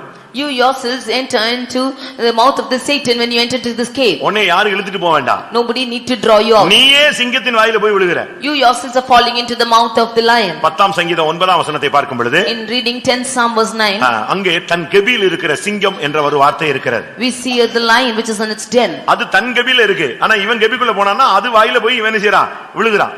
It is found in this den, but when he enters into the cave, then he is into the mouth of the lion. 2 Samuel 2 Samuel 23ஆம் அதிகாரம் chapter 23 20ஆம் வசனத்தை பார்க்கும் பொழுது verse 20, when we அங்கே read, சிங்கங்கள் கெபிக்குள்ளே தங்கி இருந்ததை காண்பிக்கிறது. we see that the lions were found in its den. அது வலுமையான சிங்கங்கள். They were all valiant lions. மோவாபின் வலுமையான சிங்கங்கள். And the lions of Moab. இந்த சிங்கங்கள் எல்லாம் கெபிக்குள்ள தான் இருக்கு. இப்போ இவன் போய் கெபிக்குள்ள தங்கனான்னா அது வாயில தான் போய் நிக்கணும். All these lions are in the cave. If he goes into the cave, then he'll be in its mouth. சிங்க கெபியில போய் அங்கே ஒரு மனுஷன் விழுந்தான். a man went and fell into the cave of a ஆனா lion. அந்த கெபியில கர்த்தர் அவனுடைய அந்த சிங்கத்தின் வாயை கட்டி போட்டிருந்தாரு. But the Lord had tied the mouths of the lions. அதே நேரத்துல கட்டி போடாத சிங்கங்கள் மத்தியில விழுந்தானா என்ன ஆகும்? At the same time, if the Lord has not tied the mouth of the lions, what will happen? அருமையானவர்களே, ஆவிக்குரிய ஜீவியத்திலே வந்துவிட்டு நீங்கள் சிங்கத்தின் வாயில போய் எவனை விழுங்கலாமோ என்று வகை தேடி இருக்கிற சிங்கத்தின் கெபியிலே போய் நீ விழுந்திர கூடாது. Dear beloved, after coming to the spiritual life, this lion which is waiting to devour any man, you should not go and fall into its mouth itself. நீயே போய் பிசாசின் கையில சிக்க கூடாது. You yourself should not go and cling yourself into the hands of the இன்னைக்கு devil. எத்தனை பேர் சபைக்குள்ள வந்துட்டு பிறகு கெபிக்குள்ள போய் உட்கார்ந்திருக்கீங்க? Today, how many of you coming to the church are sitting in the cave? இந்த வருஷத்தின் கடைசியில கர்த்தர் உன்னோடு பேசுகிறார். The Lord is speaking to you at the end of the year. உனக்கு இந்த கெபிக்குள்ள என்ன காரியம்? What have you got to do in the cave? பிசாசின் பிடியில உனக்கு என்ன வேலை? What have you got in the clutches of devil? நீ தோற்று போன நிலவரத்தில் இருக்குது என்ன காரியம்? What is the reason for you to face failure? ஏன் மாம்சத்துல நீ சிக்கிக் கொண்டாய் என்று கர்த்தர் கேட்கிறார். Why are you clung into the lust of flesh, says the Lord? என் பேரன் சரியில்லைன்னு சொல்றியா?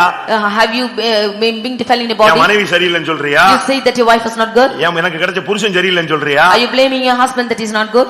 அதனால நான் கெட்டு போயிட்டேன்னு சொல்றியா? Or will you say that because of him உன்னுடைய ஆத்துமாவுக்கு நீதான் உத்தரவாதி. you are accountable for your soul? இது ஒரு பரீட்சை களம். This is the period of test. இந்த உலகம் வாழும்படியாக கொடுக்கப்பட்டதல்ல, இது ஒரு பரிசோதனை கூடம்தான். இதுக்கு பின்புதான் ரிசல்ட் கிடைக்கும் நமக்கு. This is the place of test, and after your examination you will receive கர்த்தருடைய result. பரிசுத்த நாமத்துக்கு மகிமை உண்டாவதாக. Glory be to the name of the Lord. Ezekiel In Hezekiel 33ஆம் அதிகாரம் chapter 33 27ஆம் வசனம். verse 27. இந்த கெபிக்குள்ள போனினா கொள்ளை நோயினால் நீ தாக்கப்படுவாய். After you go into this cave, you will be given room for கொள்ளை நோய். diseases. ஒரு பெரிய வாதையிலே நீ சிக்கி விடுவாய். You will be caught into great spoil. ரட்சிப்புக்குள்ள வந்த பின்பு உனக்கு தீராத வியாதிகள் வரக்கூடாது. After coming to salvation, you should not have diseases like this. இல்லட்டா வாதிக்கப்படுகிற வாழ்க்கைக்குள்ள நீ போக கூடாது. You should not be afflicted by these sicknesses. கர்த்தரே உன்னை வாதிக்கிறதுக்கு அந்த அனுபவத்துக்கு நீ போக கூடாது. You should not be entering into your life where the Lord will afflict you. அது ஒரு தண்டிக்கப்படுகிற வாழ்க்கை.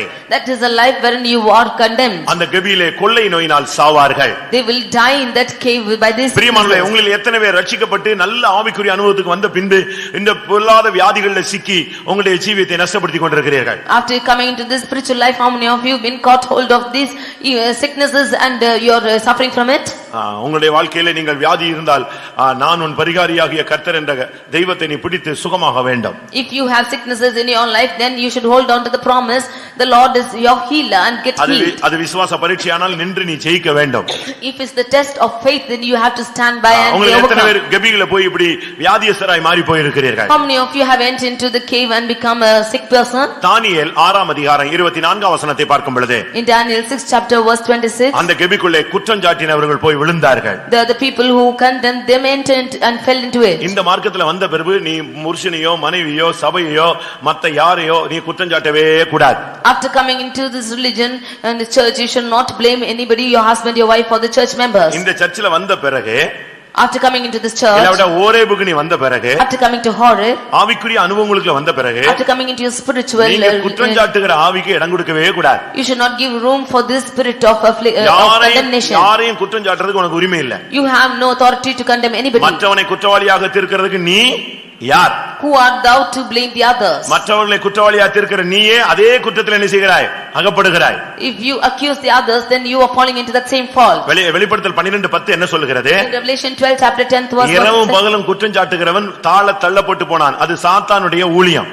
one who is accusing day and night, he is being cast into the deepest hell, and that is the ministry of Satan. வெளிப்படுத்தல் 12:10 நீங்க அதை பார்த்துக்கொள்ளுங்கள். You read that in Revelation 12:10. இரவும் பகலும் சகோதரரை குற்றஞ்சாட்டினவன் தாழ தள்ளப்பட்டு போனான். The accuser who is accusing day and night, he is cast into the hell. குற்றஞ்சாட்டுகிற ஊழியம் பிசாசுனுடைய ஊழியம். நீ அவனுக்கு ஊழியக்காரனா இருக்கிறியா?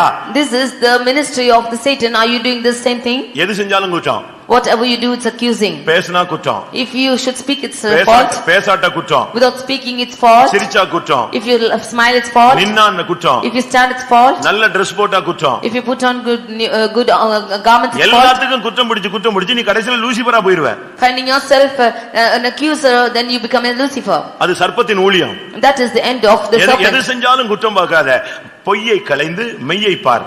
Whatever you see, you do not accuse, you look, you put on ஒவ்வொருவரையும் lies. உங்களிலும் மேன்மை உள்ளவர்களாக நீங்கள் எண்ணுங்கள். You count one another greater than yourself. இந்த தானியேலை குற்றஞ்சாட்டினவங்க எல்லாம் தூக்கி அந்த சிங்க கபில போட்டாங்க. இவங்க கீழே போய் விழுகிறதுக்குள்ள அந்த சிங்கம் மேல பாஞ்சு பிடிச்சு அவங்களை கொன்னுடுச்சு. They cast out those who accused Daniel into the lion's den, and even before they were cast in, the lions caught hold of them and tore out. இந்த கபிக்குள்ள நீ கடந்தால் குற்றஞ்சாட்டுகிற ஆவியிலே தாக்கப்படுவாய். If you are found in this den, you will be affected by the spirit of accusation. இந்த கபிக்குள்ள கடந்தால் கொள்ளை நோயிலாய் சாவாய். If you are found in this den, then you will die of the diseases. இந்த கபிக்குள்ள நீ போனால் சிங்கத்தின் வாயிலே போய் விழுவாய். If you are found in this den, then you will be found in the mouth of the lions. இந்த கபிக்குள்ள நீ போனால் கேடான சிந்தைகளும் அருவருப்பான வியாதிகளும் உன்னை வந்து தேடி பிடிக்கும். If you go into this cave, then you will be caught hold by unwanted thoughts and sicknesses. இந்த கபிக்குள்ள போனால் உன்னுடைய எண்ணங்கள் நினைவுகள் எல்லாம் தோற்று போன நிலவரத்தில் நீ காணப்படுவாய். If you enter into this cave, then all your thoughts and imaginations will be a failure. இந்த கபிக்குள்ள நீ போனால் உன் வாழ்க்கையும் கெட்டு உன் குடும்பத்தின் பிள்ளைகள் சந்ததியினுடைய வாழ்க்கையும் கெட்டு நாசமாகும். If you enter into this cave, then you will be spoiled, and the life of your children generation also will be spoiled. கர்த்தர் இந்த இடத்துல தான் அவனை கேட்டார், நீ எங்க வந்தாளு, நீ எங்க போய் உட்கார்ந்திருக்கறன்னு. Now the Lord is asking him, where have you come and where are you sitting now? இவன் அவர்ட்ட பேசினா, நான் பக்தி வைராக்கியமா இருந்தேன். He said that I was very zealous for you, நான் நல்லா தான் ஜெபிச்சிட்டு வந்தேன், and I have just prayed like நல்லா this, தான் உபவாசம் போட்டேன், and I have been fasting like நல்லா தான் this, கோயிலுக்கு போனேன், and I went to the church, நல்லா தான் பரிசுத்தவான்களோட இருந்தேன். I was well with the saints. ஆனா இப்போ எனக்கு பயங்கர பிரச்சனை வந்துருச்சு. But now I am caught by problems. அதை விட என்னை எடுத்துட்டா நல்லா இருக்கும். It will be good that you take me off. இத பேசிட்டு இருந்தா அவர் சொன்னாரு, நீ முதல்ல வெளியே வான்னு சொன்னார்.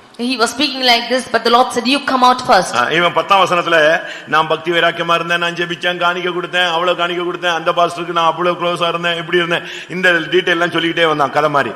In the 10th verse he says that he was zealous like this, and he had been very godly for God him alone, and he was with the fellowship of the saints and so on. 11ஆம் வசனத்துல சொல்றாரு, நீ பேசுறதெல்லாம் சரி, நீ முதல்ல வெளியே வான்னு சொன்னார். And in the 11th verse he said, it's good that you are speaking, but you come out first. நீ கபிக்குள்ள இருந்துட்டு என்கிட்ட பேசாத, வெளியே வந்து பர்வதத்துல நின்னு என்னிடத்துல பேசுன்னு சொன்னார். Standing in the cave, you do not speak to me, but come out to the mountain, stand and speak to me. இது சொல்லிக்கிட்டு இருக்கும் பொழுதே பயங்கரமான அதிர்ச்சி உண்டாயிருச்சு. When he was thus speaking, there was a great shaking. இவன் மெல்ல சால்வையினால தன்னுடைய முகத்தை மூடிட்டு முக்காடு போட்டுட்டு வெளியே வந்து நின்னான். Now wrapping his face with his mantle, he came and stood out of the cave. வந்து எங்க நின்னானா?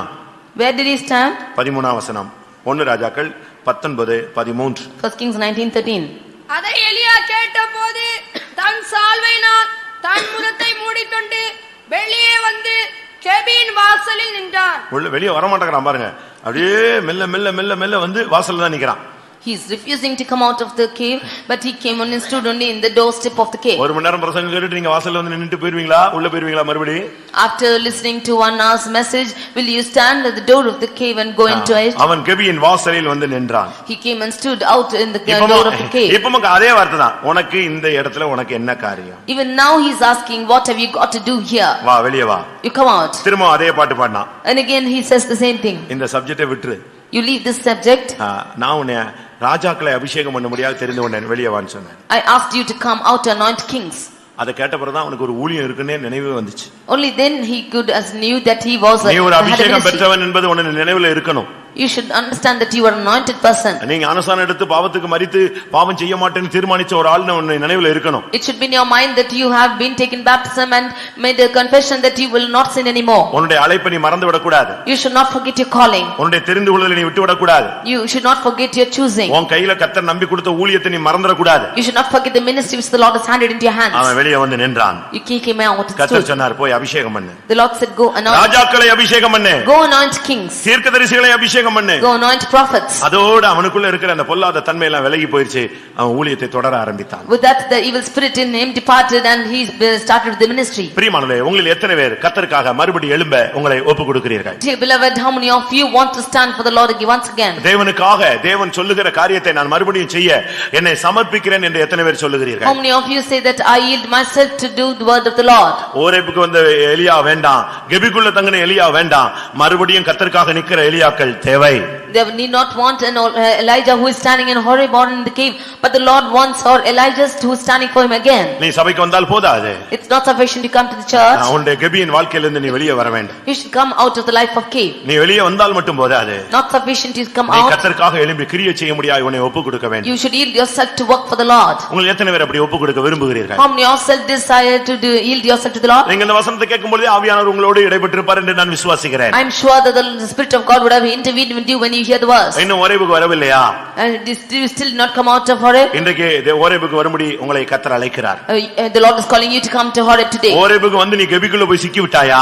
Have you got into the cave coming to Horeb? இன்றைக்கு அழுகையோடு நீ கெபியை விட்டு வெளியே வா. You come out of this cave. கர்த்தர் உன்னோடு இடைப்பட விரும்புகிறார். The Lord wants to intervene with you. மறுபடியும் அபிஷேக தைலத்தை உனக்கு கொடுத்து கர்த்தருடைய வேலையை செய்யும்படியாக கர்த்தர் உன்னை எடுத்து உபயோகிக்கட்டும். The Lord wants to anoint you with his anointing oil and use him for his work. இந்த சபையில எத்தனையோ எலியாக்கள் உண்டு. There are many Elijahs in here.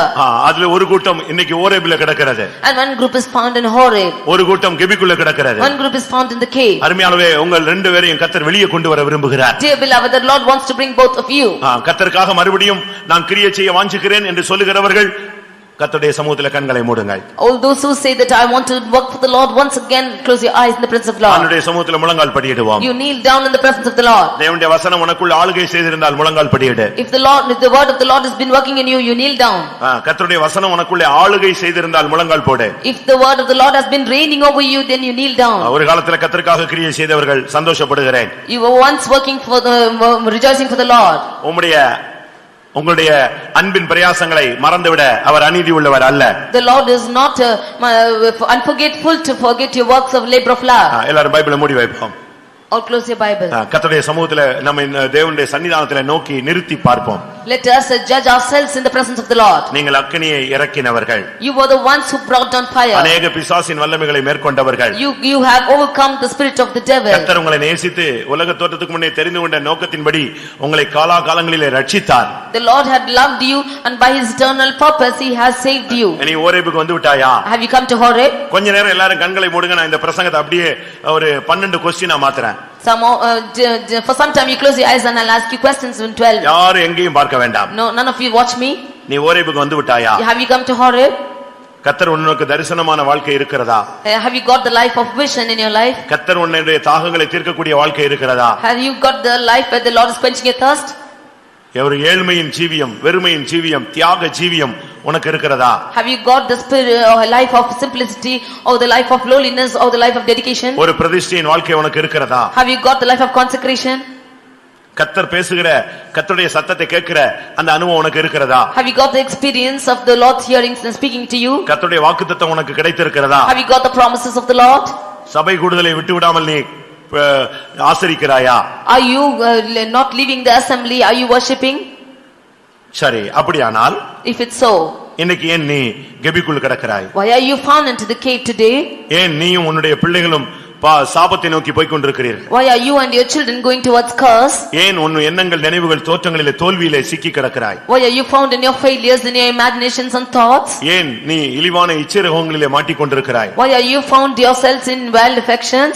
ஏன் உன் சிந்தையிலே ஜெயம் இல்லாமல் தடுமாறுகிறாய்? Why are you not found in victory in your thoughts? ஏன் நீ சிங்கத்தின் வாயிலே நீயே போய் விழுகிறாய்? Why are you going and falling yourself into the mouth of the lion? ஏன் நீ கொள்ளை நோயினாலே வாதிக்கப்படுகிறாய்? Why are you being affected by diseases?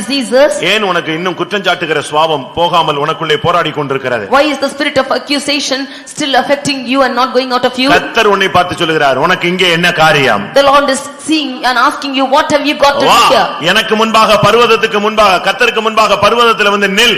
You come out before me and stand before me in the mount. நான் உன் கையிலே அபிஷேக தைலத்தை தரப்போகிறேன். I will give you my anointing oil. மறுபடியும் பிரகாசிக்கக்கூடிய வெளிச்சத்தை உனக்கு தரப்போகிறேன். I will again give you my light. நான் மறுபடியும் உன்னை கரங்களிலே எடுக்க போகிறேன். I will again take you in my hands.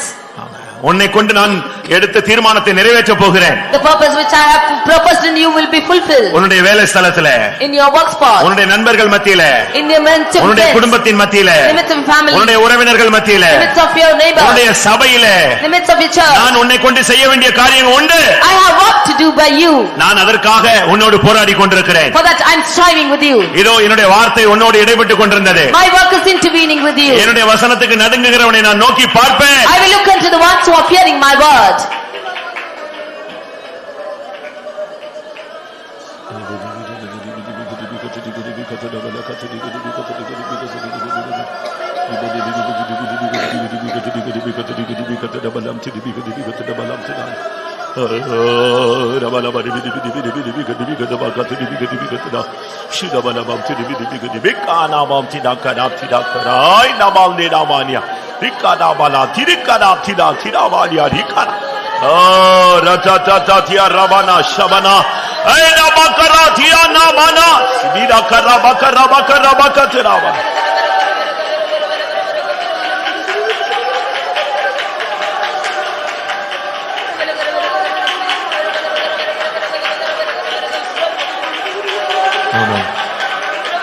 ஆமென்.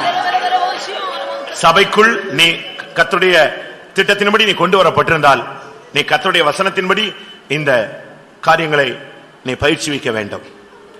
கர்த்தர் உன்னோடு பேசுவார். அது ஒரு லைஃப் உண்டு. கர்த்தர் உனக்கு தரிசனமாவார். அப்படி ஒரு வாழ்க்கை உண்டு. கர்த்தர் உன்னை பிரதிஷ்டை உள்ளவனாய் மாற்றுவார். அப்படி ஒரு வாழ்க்கை உண்டு. கர்த்தர் உன் தாகங்களை தீர்ப்பார், தேவைகளை சந்திப்பார், ஒரு நன்மையும் குறைவுபடாது. அப்படிப்பட்ட ஒரு வாழ்க்கை உண்டு. கர்த்தர் உனக்கு வாக்குத்தத்தங்களை கொடுப்பார். அப்படிப்பட்ட ஒரு வாழ்க்கை உண்டு. அல்லேலூயா. கர்த்தரை நீ ஆராதிப்பாய். அப்படி ஒரு வாழ்க்கை உண்டு. ஆரபாக்கா திராபாக்கா திரானியா. ஆமென். அல்லேலூயா. ரிக்கராபாக்கா ரபானா பரபானா பாதிராபாலக்கா திரானியா.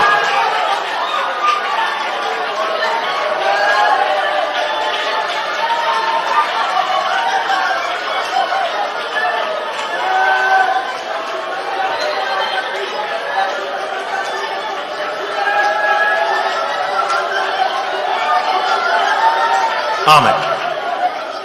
கர்த்தர் என்னை அழைத்து இந்த இடத்துக்கு கொண்டு வந்த பின்பு கர்த்தர் என்னோடு பேசி இருக்கிறார், என்னை உணர்த்தி இருக்கிறார், என்னை கண்டித்திருக்கிறார், என்னை நடத்தி இருக்கிறார், என்னோடு பேசி இருக்கிறார். கர்த்தர் என்னோடு இடைப்பட்ட ஒரு வாழ்க்கை எனக்கு இருந்தது அப்படின்னு சொல்றவங்க கரங்களை உயர்த்துங்கள். ஆமென். கர்த்தர் நம்முடைய ஜனத்தை கிருபையாய் ஓரேபுக்கு கொண்டு வந்திருக்கிறார். பிரியமானவர்களே, ஷிரபல கத்திராவான். இங்கே வந்த பின்பு நீ எங்கே இருக்கிறாய்? கைகளை கீழே போடுங்க. இந்த காலை வேளையில கர்த்தர் கேட்கிறார், கெபிக்குள்ள ஏன் போனாய்? நான் உன்னை அபிஷேகம் பண்ணினேன், நீ என் கெபிக்குள்ளே போனாய். உன் மூலமா நான் தீர்க்க தரிசனம் சொன்னேன், நீ என் கெபிக்குள் போனாய். உன் மூலமாய் பல ஊழியங்களை நான் செய்தேன், இன்னும் செய்வேன், நீ என் கெபிக்குள் போனாய். ஏன் தோல்விக்குள்ளே விழுந்தாய்? என் கிருபையை நான் உனக்கு தந்தேன். என் எச்சரிப்பின் சத்தங்கள் உனக்கு கிடைத்தது. நான் உன்னை உணர்த்தினேன், உன்னை தடுத்தேன், நீ என் கெபிக்குள் போனாய். எத்தனை பேர் ஒத்துக்கொள்ளுகிறீர்கள்? நான் சபைக்குள் வந்த பின்பும் நான் தோற்று போன ஒரு நபர். கைகளை உயர்த்துங்க பார்க்கலாம். குற்றம் சாட்டுகிற ஆவி, சிங்கத்தின் வாயிலேயே விழுந்து போகிற ஆவி, கொள்ளை நோயிலே பாதிக்கப்பட்ட ஆவி, தோல்விகளுக்குள்ளே எண்ணங்களிலே தோல்வி. என் பிள்ளையே, உனக்கு இங்கே என்ன காரியம்? வா, வெளியே வா, வெளியே வா. நீ வெளியே வந்தால் அபிஷேக தைலத்தை உன் கையில் கொடுப்பார். உன் மூலமாய் ராஜாக்கள் தோன்றுவார்கள். உன் மூலமாய் தீர்க்கதரிசிகளை ஏற்படுத்த போகிறார். அல்லேலூயா. உன் மூலமாய் தேவன் கிரியை செய்யக்கூடிய காலம் வந்துவிட்டது.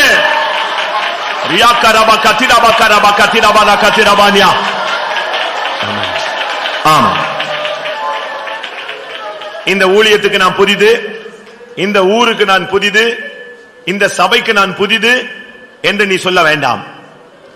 கர்த்தருடைய அபிஷேகம் உனக்குள் இருக்கிறது. கர்த்தர் உன்னுடைய வார்த்தையில் அபிஷேகத்தை தரப்போகிறார். உன்னுடைய கையிலே கர்த்தர் அபிஷேகத்தை தரப்போகிறார். உன் ஊழியத்திலே ஒரு அபிஷேகத்தை தரப்போகிறார். உன்னுடைய வார்த்தையிலே ஒரு அபிஷேகத்தை தரப்போகிறார். அல்லேலூயா. ஆமென். எல்லாரும் கெபியை விட்டு வெளியே வாருங்கள். ஆவியானவர் ஒரு அபிஷேகத்தை கொண்டு உன்னை வெளியே தூக்கி எடுக்கட்டும். துடா பக்காரா பக்காத்துரா. இயேசுவின் நாமத்திலே கெபியிலே சிக்கி இருக்கிற வெளியே வரட்டும்.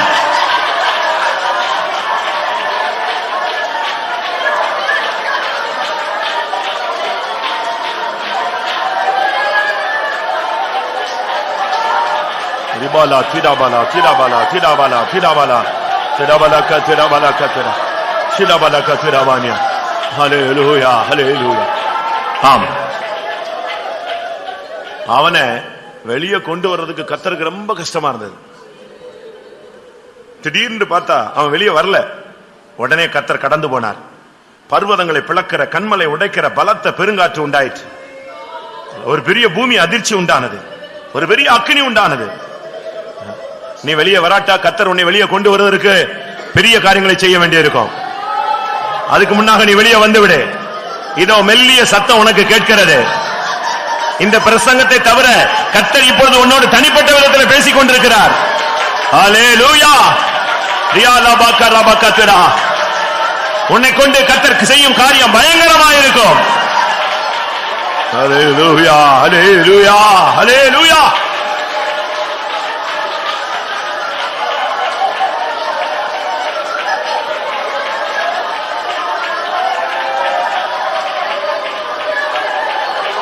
ஆம்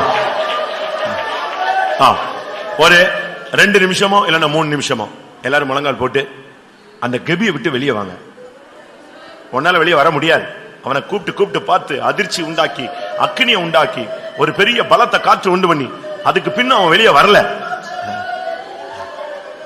கடைசியில வெளியே வந்தான். நீ வெளியே வந்தா உன் வாழ்க்கையில் ஒளி வீசும், உன் ஊழியம் பிரகாசிக்கும், உன் குடும்பம் செழிக்கும், உன் பிள்ளைகளுக்குள்ளே ஒரு தலைக்கிற அனுபவம் உண்டாகும். இன்னைக்கு கர்த்தர் உன்னை வெளியே கொண்டு வருவார். ஆமென். நீ தைரியமா வெளியே வா. வா. கெபில சிக்கி விட்டனே, நீ சோர்ந்து போகாத. கர்த்தர் உன்னை நேசிக்கிறார். நீ வெளியே வா. கர்த்தர் உன்னை பிரகாசிப்பார். ஹல்லேலூயா. பயத்தை விட்டு வெளியே வா. பின்மாற்றத்தை விட்டு வெளியே வா. அதீரியங்களை விட்டு வெளியே வா. ஓ ரபக ரபக திரபலக திரக ரபக.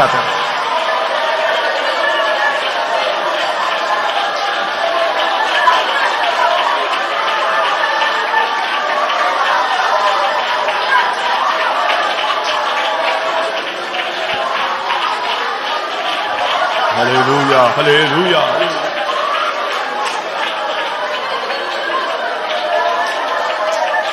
Hallelujah, hallelujah. கர்த்தர் உன்னோடு இருக்கிறார். தைரியமாய் வெளியே வா. ஆமென். கர்த்தர் உன்னோடு இருக்கிறார். உன் கரத்தை பிடித்த அதே தேவன், உன்னை பெயர் சொல்லி அழைத்த அதே தேவன், உன்னை தன்னுடைய இரத்தத்தினால கழுவி உன்னை பரிசுத்தமாக்கின அதே தேவன், நீ கெபியை விட்டு வெளியே வா. கர்த்தர் உன்னை எடுத்து உபயோகிக்க போகிறார்.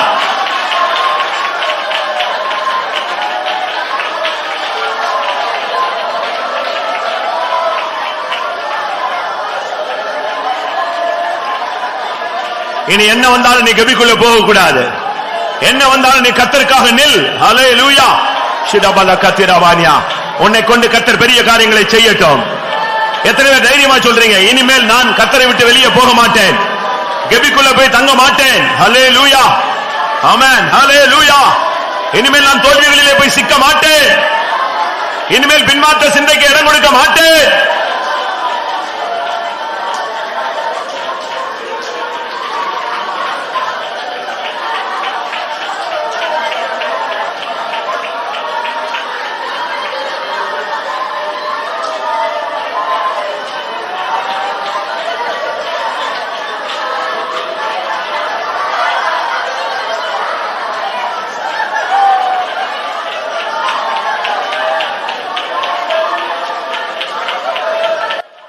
தேவரீர் சகலமும் செய்து முடித்து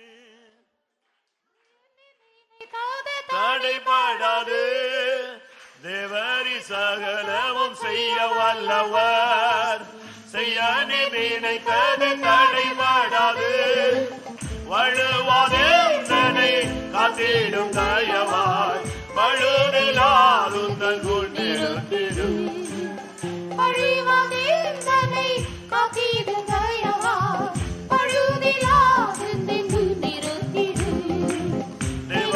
சகலமும் செய்ய வல்லவர்,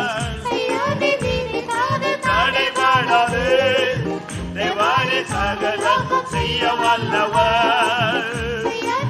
ஓ ரபக ரபக. அழுவாதே காத்திடும் தயவாய்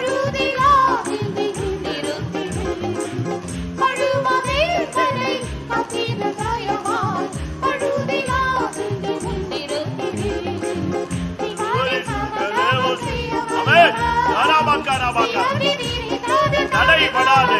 அல்லேலூயா.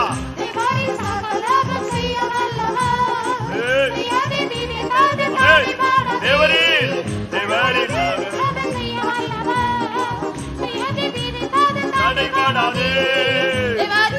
கடாபாக்கா Tura கடாபாக்கா Gadaba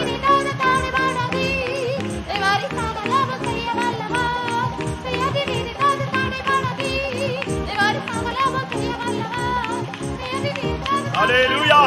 Tirabakara. Ekadabaka tirabania. Amen. Amen. Amen. அவன் சாகும்படியாக தீர்மானித்தான். இன்னொரு பகுதியிலே அவனை கொல்லும்படியாக ஒரு வல்லமை தீர்மானித்தது. இவைகளுக்கு மத்தியிலே கர்த்தர் அவனை கொண்டு ஊழியம் செய்ய தீர்மானித்தார். எப்படி கவனிங்க, எசபேல் அவனை கொல்லணும்னு ட்ரை பண்றா, இவன் நாமை செத்துறணும்னு ட்ரை பண்றான். இவைகளுக்கு மத்தியில கர்த்தர் இந்த ரெண்டு சாவையை விரும்பாமல் இவனை கொண்டு நான் ராஜாக்களை ஏற்படுத்த வேண்டும், அபிஷேகம் பண்ண தீர்மானித்திருக்கிறார். அது தேவன் செய்ய நினைத்தது. அது தடைபடாது. ஆமா, நீ சாகணும்னு நினைச்சாலும் உன்னைய சாகடிக்கணும்னு எந்த வல்லமை நினைத்தாலும் முடியாது. அவர் என்ன நினைத்தாரோ அது நடக்கும். அவர் உன்னை கொண்டு செய்வேன் என்று சொன்னதை செய்வார். நான் அதை செய்து முடிப்பேன். நான் உனக்கு சொன்னதை செய்யும் அளவு உன்னை கைவிடுவது இல்லை. ஆமென். அவர் செய்ய நினைத்தது தடைபடாது பிரியமானவர்களே. ஹல்லேலூயா, ஹல்லேலூயா. ஆமென். ஆமென். இந்த கூட்டத்தில் நீ ஒரு முடங்கி போன, ஒரு தோற்று போன, ஒரு விழுந்து போன, ஒரு தாவீதின் கூடாரம் போல நீ காணப்படலாம். ஆனால் விழுந்து போன தாவீதின் கூடாரத்தை எடுத்து நிறுத்தின தேவன், முடங்கி கிடந்த எலியாவை தட்டி எழுப்பி கொண்டு வந்த தேவன், ஆமென், தன்னுடைய தீர்மானத்தை மாற்றாமல் உனக்குள் நிறைவேற்ற வல்லவர். ஆமென். எத்தனை பேர் அதை விசுவாசிக்கிறீர்கள்? தேவரீர் என் மூலமாய் நீர் செய்ய நினைத்தது தடைபடாது, அதை விசுவாசிக்கிறேன். தேவரீர் சகலமும் செய்ய வல்லவர், செய்ய நினைத்தது தடைபடாது. தேவரீர் சகலமும் செய்ய வல்லவர், சகலமும் செய்ய வல்லவர். ஆமென். ஏய் சிதபக்கடபக்க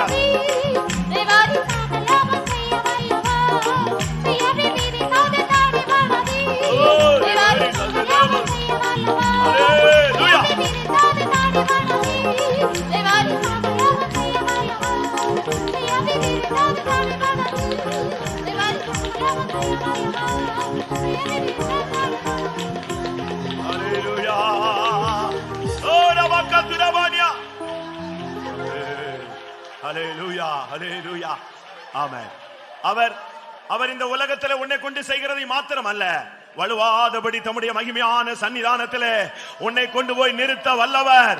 எத்தனை பேர் அதை விசுவாசிக்கிறீர்கள்? இந்த உலகத்தில் உன் மூலமாய் செய்கிற அற்புதங்கள், அதிசயங்கள் ஒருபுறம், உன்னை கொண்டு செய்கிற காரியங்கள் பயங்கரமாய் இருக்கும். ஆனால் எல்லாவற்றை காட்டிலும் வலுவாதபடி தம்முடைய மகிமையான சன்னிதானத்திலே உன்னை நிறுத்த வல்லவர். ஹல்லேலூயா. வலுவாதெந்தனை காத்திடும் தயவாய் பழுதில்லாதுந்தன் முன்னிறுத்திடும். ஓ வலுவாதெந்தனை பழுதில்லாதுந்தன் முன்னிறுத்திடும். ஓ வலுவாதெந்தனை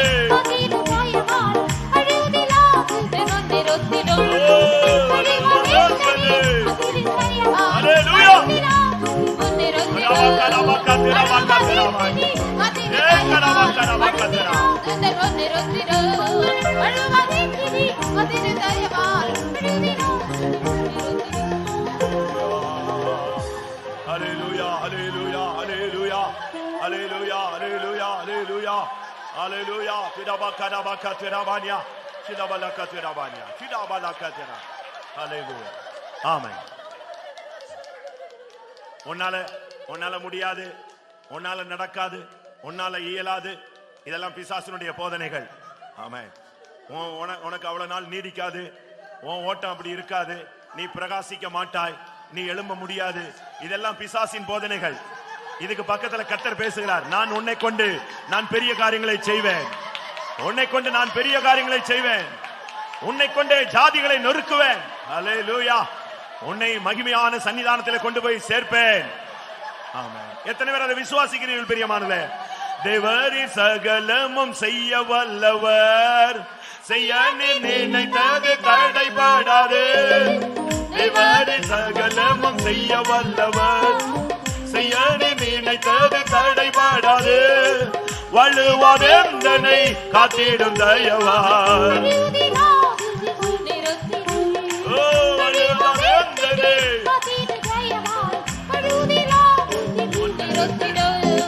தேவரீ சகலமும் செய்ய வல்லவர், தடைபடாது. தேவரீ சகலமும் செய்ய வல்லவர், வலுவாதெந்தனை. அல்லேலூயா.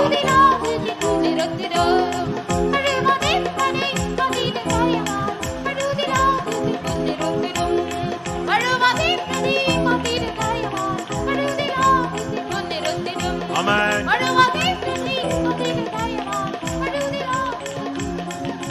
Uravaniara.